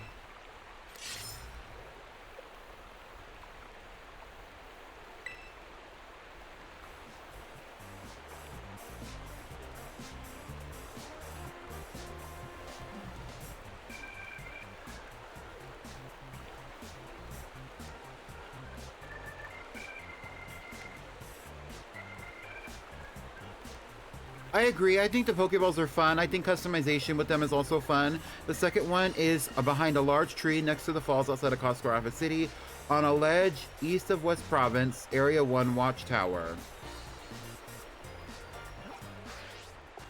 Western Province, Area 1 is here. The Watchtower. Yikes. Is that this? I believe so. I do want to remind you that I am still raising money for my Switch 2. Right now we have raised $368 for the Switch 2 out of the goal of $580. That fund is done through my Throne.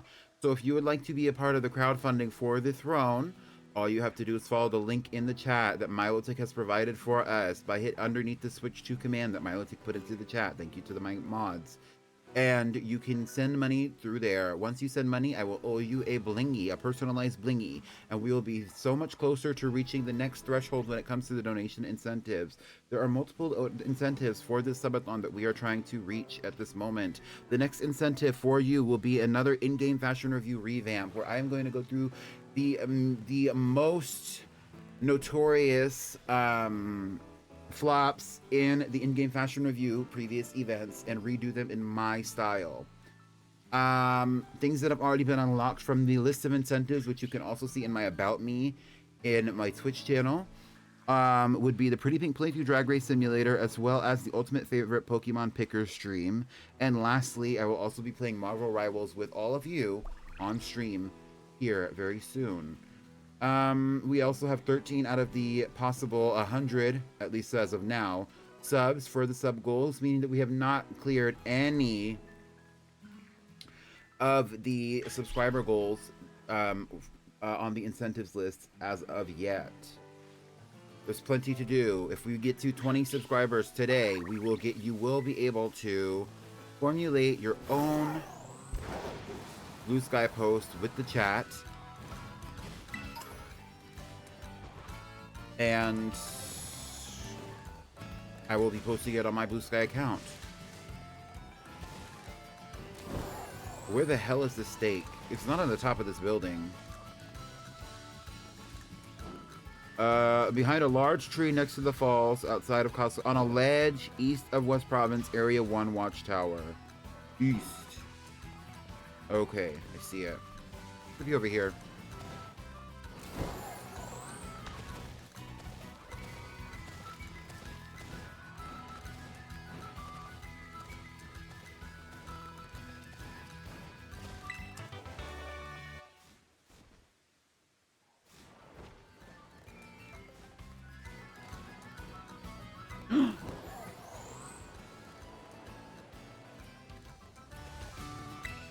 Hi, Nummel. Raise your hand in the chat if you like Nummel. I like Nummel. I prefer the shiny to the regular. I think they're both great.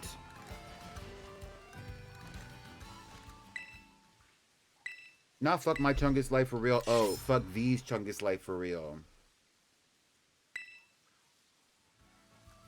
Nummel is a camel.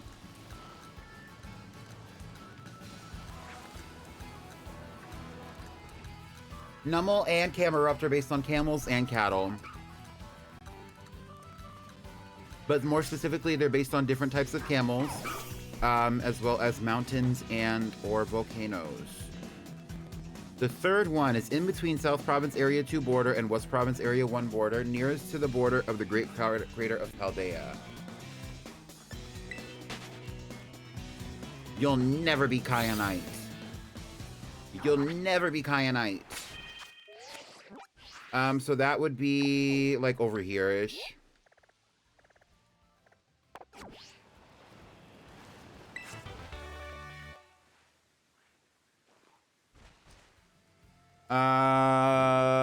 Yeah, it's actually the best way to get there from here would actually be to go to the Pokemon League and climb over that little ledge mountain area thing. I think Nummel is cute. Me too. I never said that I was gonna play Moo. I said that I was gonna play a Doja Cat song. But I honestly don't mind playing Moo. I do like Moo, so we can play it.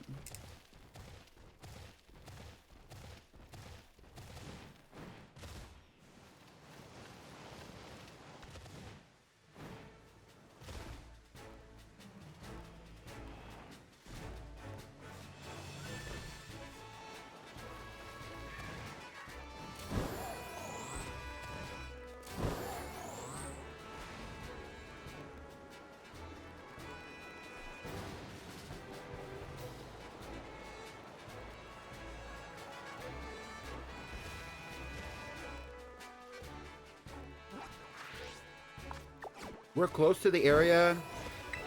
If I can get there, shit. This is actually a great area to isolate specifically Mareep. Anywhere up here or anywhere down here specifically is a good area to isolate Mareep among other spaces in this part of the region. So if you have an electric type sandwich, encounter sandwich 2 or 3, as well as, but not limited to, a shiny charm, you can hunt for Mareep here.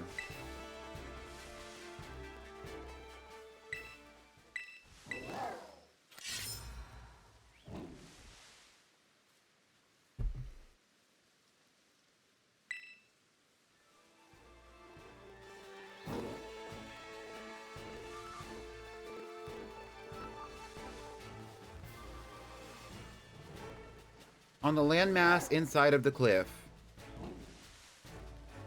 This is one that we've seen multiple times. I actually think that we saw this when we were hunting specifically for Hanky Candle. But that was so long ago, I don't know if any of y'all remember this.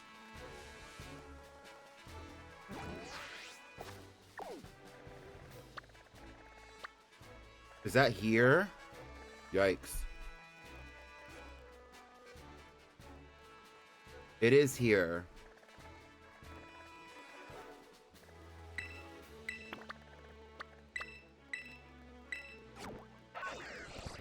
Do y'all remember the hunt for Hanky Candle? I feel like that was one of the longer ones, if I remember correctly.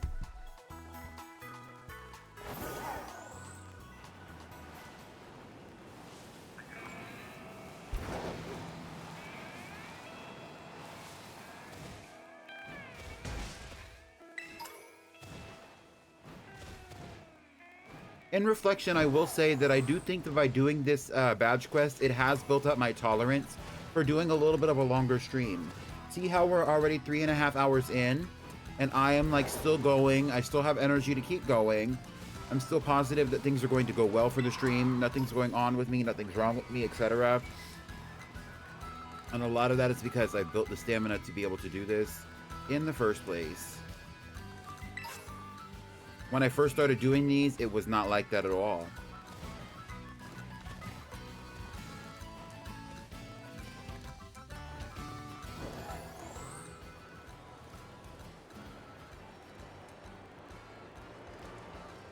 I think also a part of it is determination and maturity about sticking to a time schedule, which like, for example, last week when I was doing the badge quest in this game, which is part of the reason why we're doing this today on Friday, because I wanted y'all to experience other things on the stream, especially for people who pull up a lot.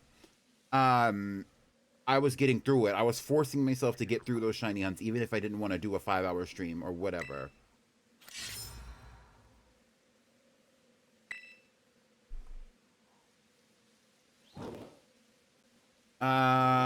On the edge of the cliff, southeast of West Province Area 1, Central Pokemon Center.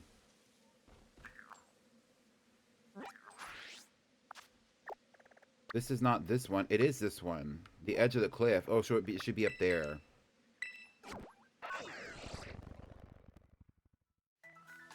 South, west, southeast. Okay. So it's like over here-ish.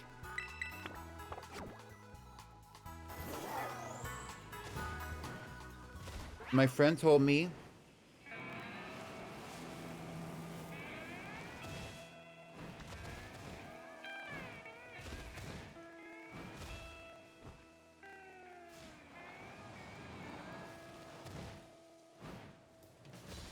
and you know what I call that? Determination, CMB.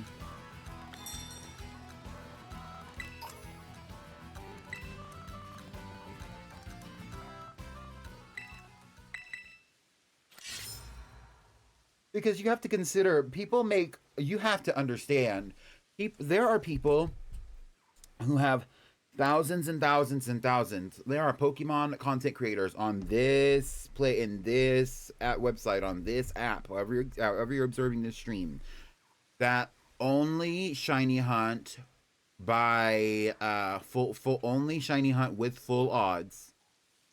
Even if they have the ability to fill their Pokedex, a lot of times they might fill their Pokedex, they just don't go get the shiny charm. They only shiny hunt with full odds. They shiny hunt on retro Pokemon games, which are harder. They hang out like this on stream for multiple hours, longer than I do, and they have full, and they make hella bank just by capitalizing on the nostalgia factor of some of the more retro games in Pokemon. And also capitalizing a little bit on the hype of getting a shiny Pokemon in some of these older games, which I think part of the nostalgia, like the nostalgia plus the hype, kind of creates a scenario in someone's brain where it's kind of like it fulfills an aspect of them that they really wanted in previous generations. When, like, for example, when I found out what shiny Pokemon were, I thought they were cool, but I didn't know how you would get one. I knew what they were. And when I first saw one, I knew it was like, essential that I captured it, which I did. It was the shiny Duosion, which I have that as a Reuniclus in Pokemon Home. But like, it's kind of like, almost kind of like, it's not like it's not an adrenaline, but it's almost kind of like maybe a little. But it's like you get the high of playing the game, somebody playing a nostalgic game in front of you and experiencing it with you, and then also them capturing a shiny Pokemon that you never could even, encapsulate in your own head. You could never even fathom to capture one. Like, girl, they make hella bank. Glide down to a lower level and enter the cave that has Pokemon Trainer waiting outside.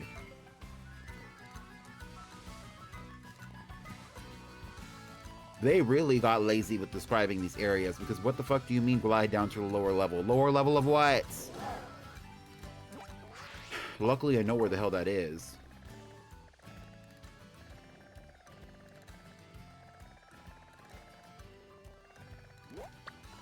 It's right here.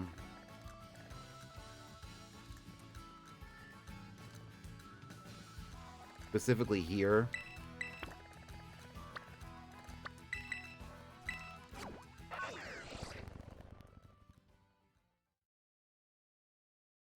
Frostlass is a good shiny. Did you get it as a Frostlass, or did you get it as a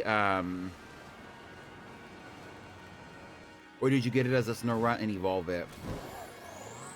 Hello?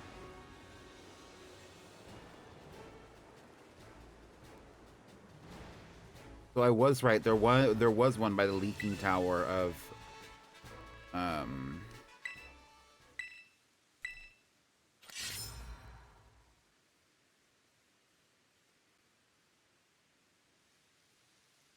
Yeah, so that would be the next one. We're going to be over there soon.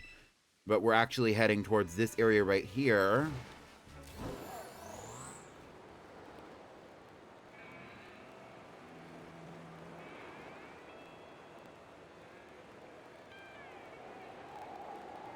Which I don't think was described very well, because what the fuck do you mean the lower area where the Pokemon trainers are waiting for you?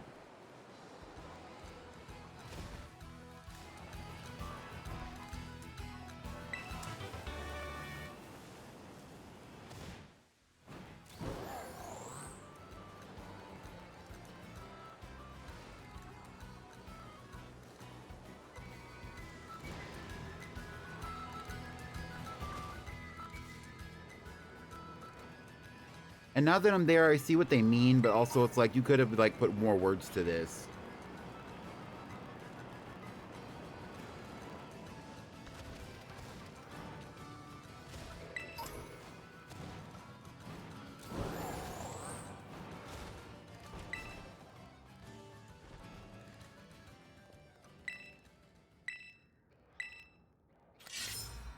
Her name is Dion. That's nice.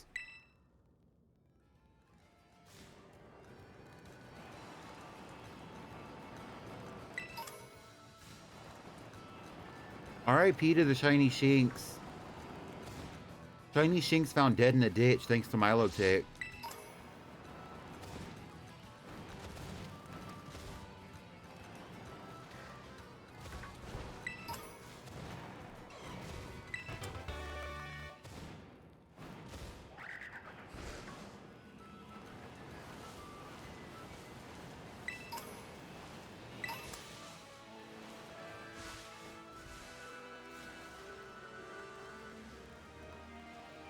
Look at Tarantula hanging from a tree.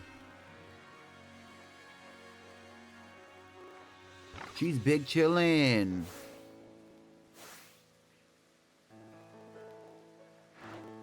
That's so cute.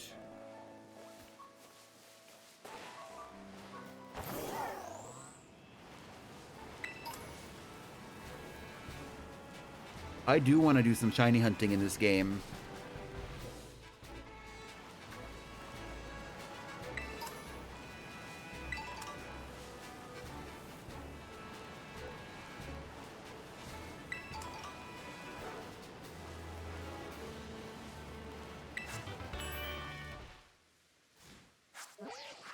Okay, so on our list, we have all the way down to 7, so we have one more, and it is a small ledge besides the falls at Province Area 4. A small ledge, the falls, South Area, Province 4. So that would be over here. Correct. And the best way to get there would be here, the watchtower, it seems.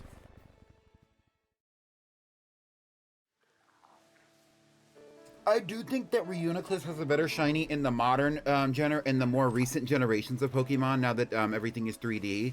But when I originally caught the Duosion, I thought the Duosion shiny was a little bit better because Reuniclus wasn't as different. But also now Reuniclus is now Duosion shiny is a little bit less different than it used to be. And Reuniclus's differences are more noticeable in the shiny. So I understand your plight, Sublink.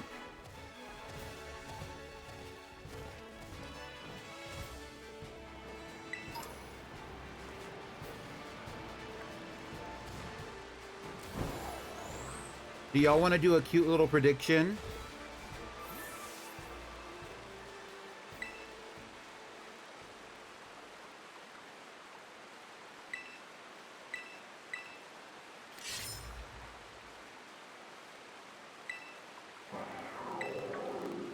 Rawr!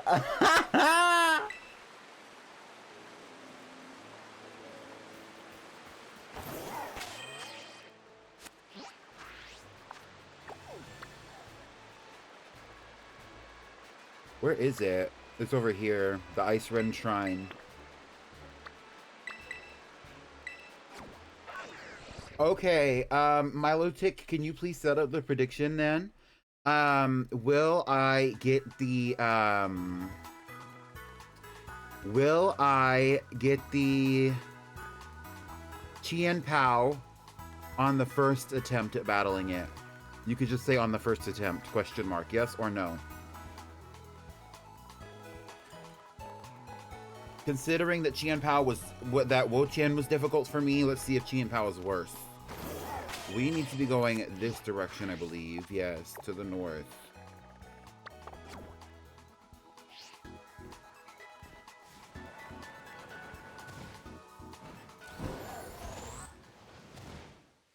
The north was correct. This direction was not.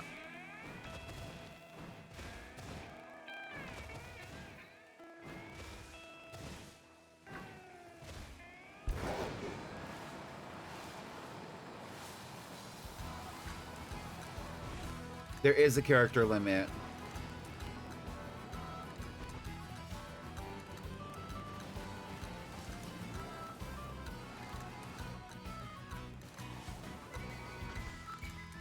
I could have swore I caught these.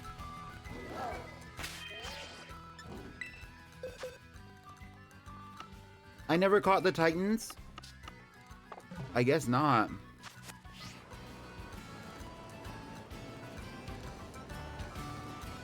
So that'll go into the, we're gonna do a cute little recap of everything that happened in the badge quest thus far, but that's not gonna be today. I'll catch them then.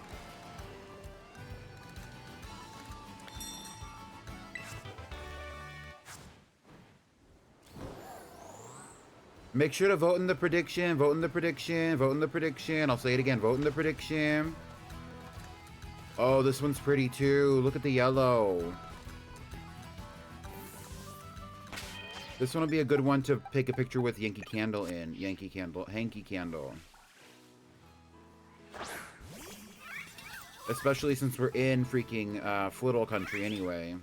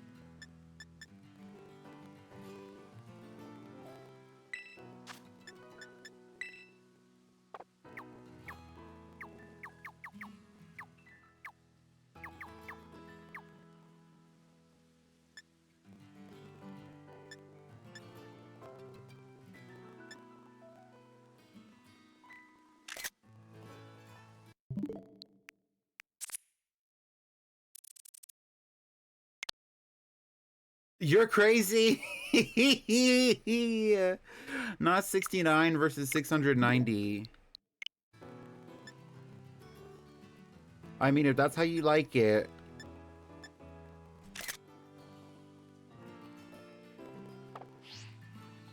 All right.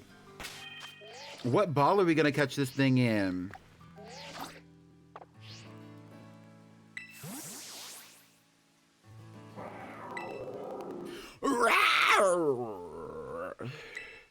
No, thank you.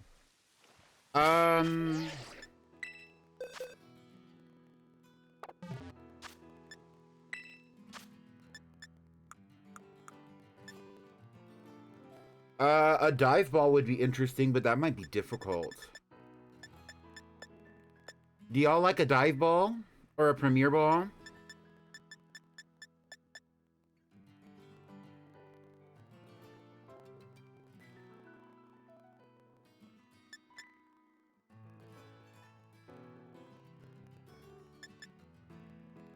I was thinking a great ball would be good.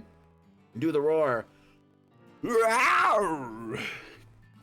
Honestly, I don't even remember how I used to do it. Remember when I was doing it before? I have it on, that's on the clips somewhere.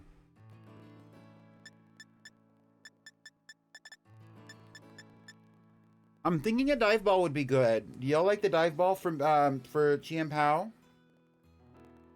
The premier ball is TTU. Yeah, it is white. I do have 25 of those, but I can't go buy more. Like I would have to go buy 1,000 of them to have 100 of them, you know?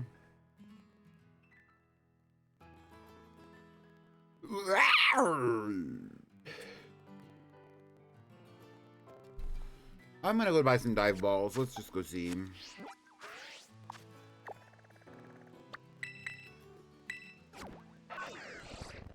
It's in one of those clips down there. It was when I was shiny hunting. I think I was shiny hunting for like was it Bulbasaur? Something like that.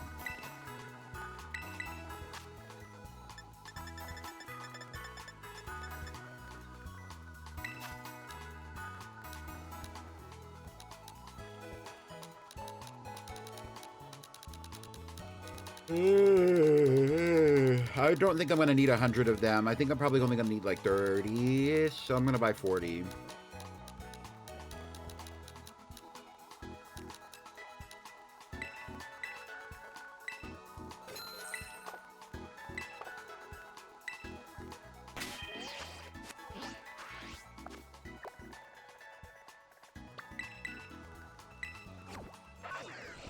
I want to do a dive ball because I like a dive ball personally.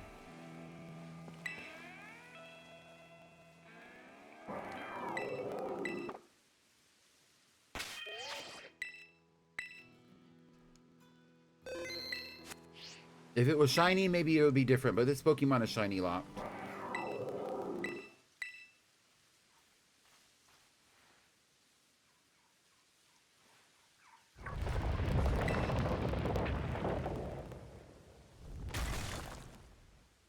Where the hell is my phone?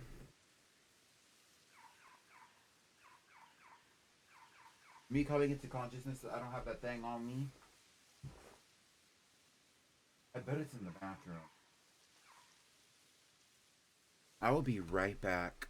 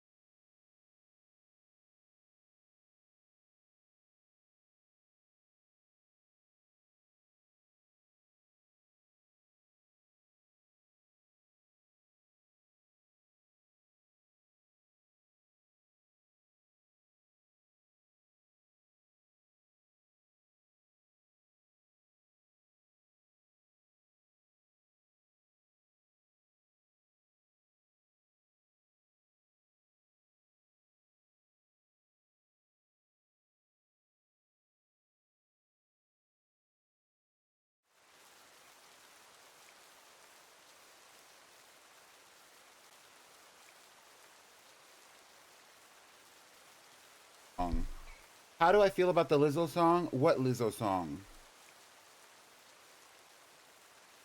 Also, I found my phone. It was sitting on my bed.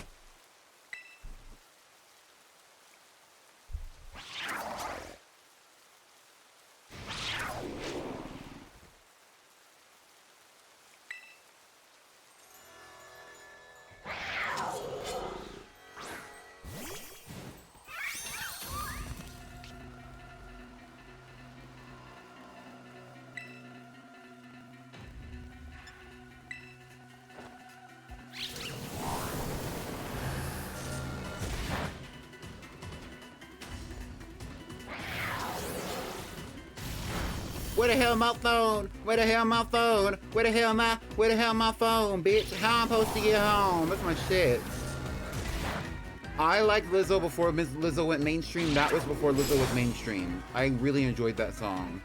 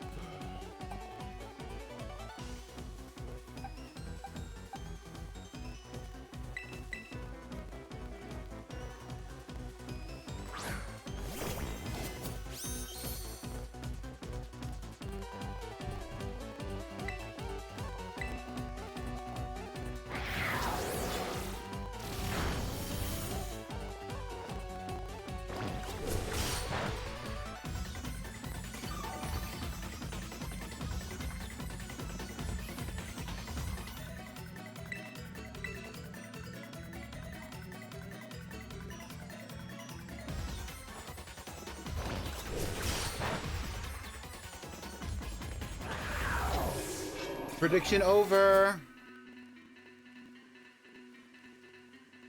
Prediction over.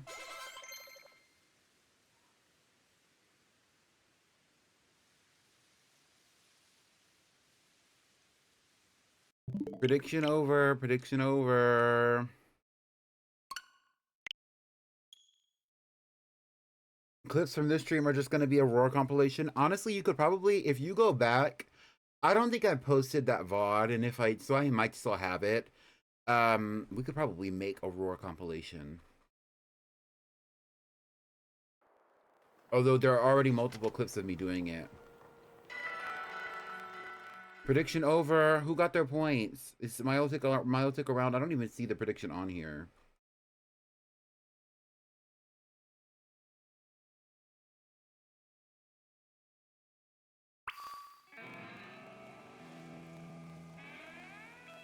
What was the result? No, I did not get it on the first attempt. We took it out.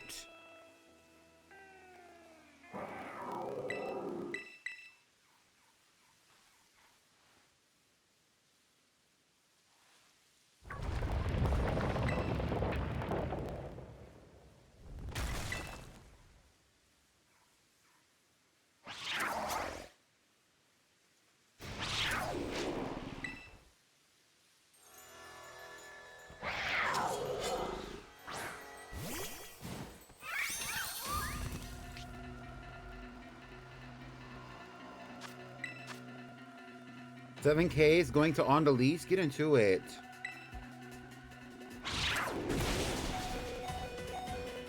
And V. Well, congrats.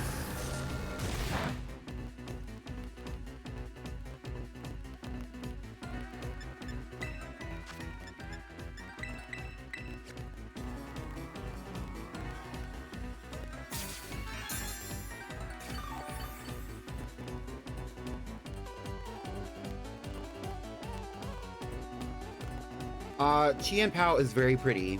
Looking at it now, I really like its colors.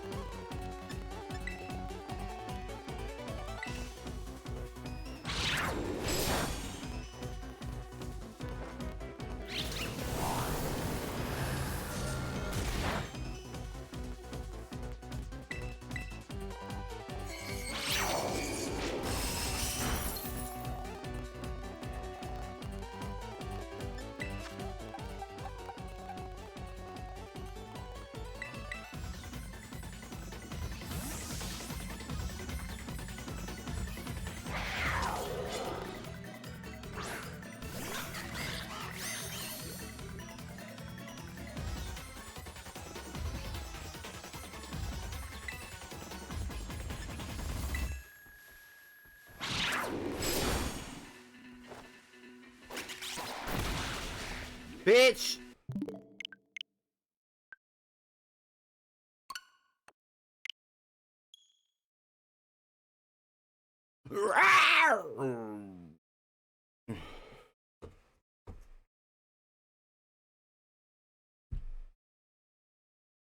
We're at the 4 hour mark. Let's try it one more time. If we don't get it, we will start with this next time I come up on stream.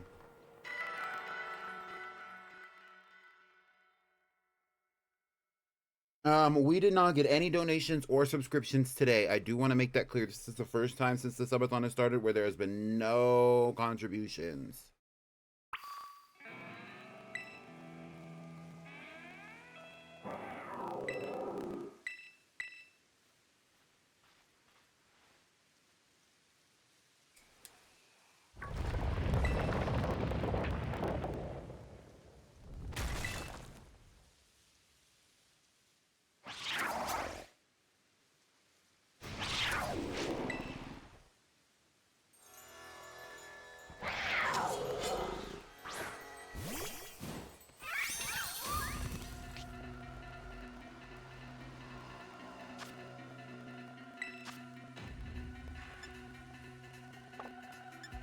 What if we immediately switch to something else?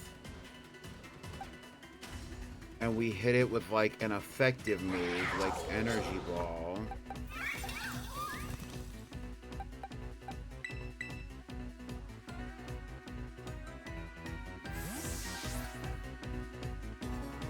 Because keep in mind, I still have to actually capture it in a ball. I don't just have to lower it, I have to capture it in a ball.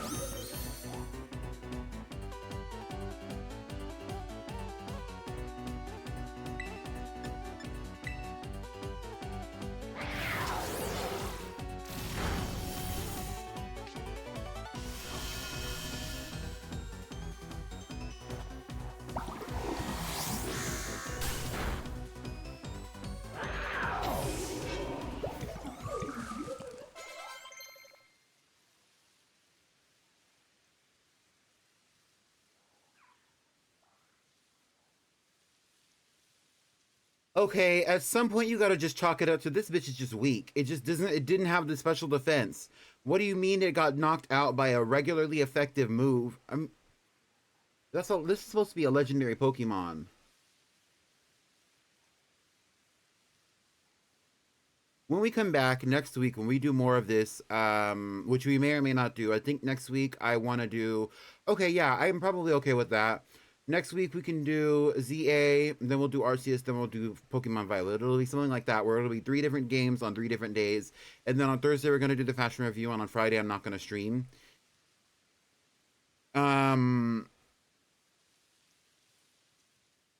We will come back and we will do more of Chi and Pao when we come back to Pokemon Violet. That'll be the first thing that we do. For right now, I'm going to close out this game. I'm going to start playing some music, and then I will decide if we are going to actually raid someone or get out of here.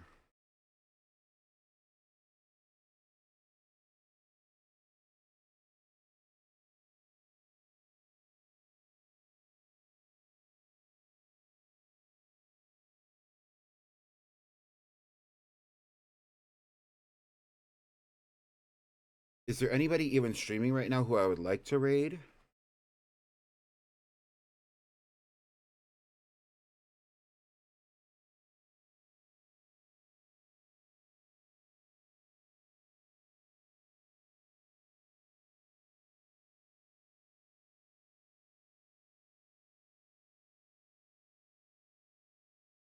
Moo. Moo. Moo. We're gonna raid Garjam. He's playing Animal Crossing still. I don't, okay, and here's my personal philosophy for those of you who are more newer to being at my streams on a regular basis. I appreciate all of you for coming. Make sure that you copy the raid message before we do end up raiding Garjam. But I don't raid every time. Sometimes if there's not enough people in here, or if I'm not in the mood, I am not going to do a raid. Or also, if there are only people on who I've raided a lot recently, I won't be in the mood to raid them. We've raided Garjam a few times. I don't really mind raiding him today, but just in general, I don't really like to raid people every time unless there's like, you know, unless there's some hype around it. Since we're still doing the subathon, I'm gonna raid Garjam. Y'all be nice to Gar. Copy the raid message when we go into the stream, and I will see y'all on Monday. If I do pop in tomorrow, I'll either be doing raids for Pokemon Violet or I'll be doing Animal Crossing. I'm thinking about doing a stream tomorrow after the weekend cartoons. We are having cartoons tomorrow on Saturday at 2 p.m. Central. So pull up. Bye, y'all.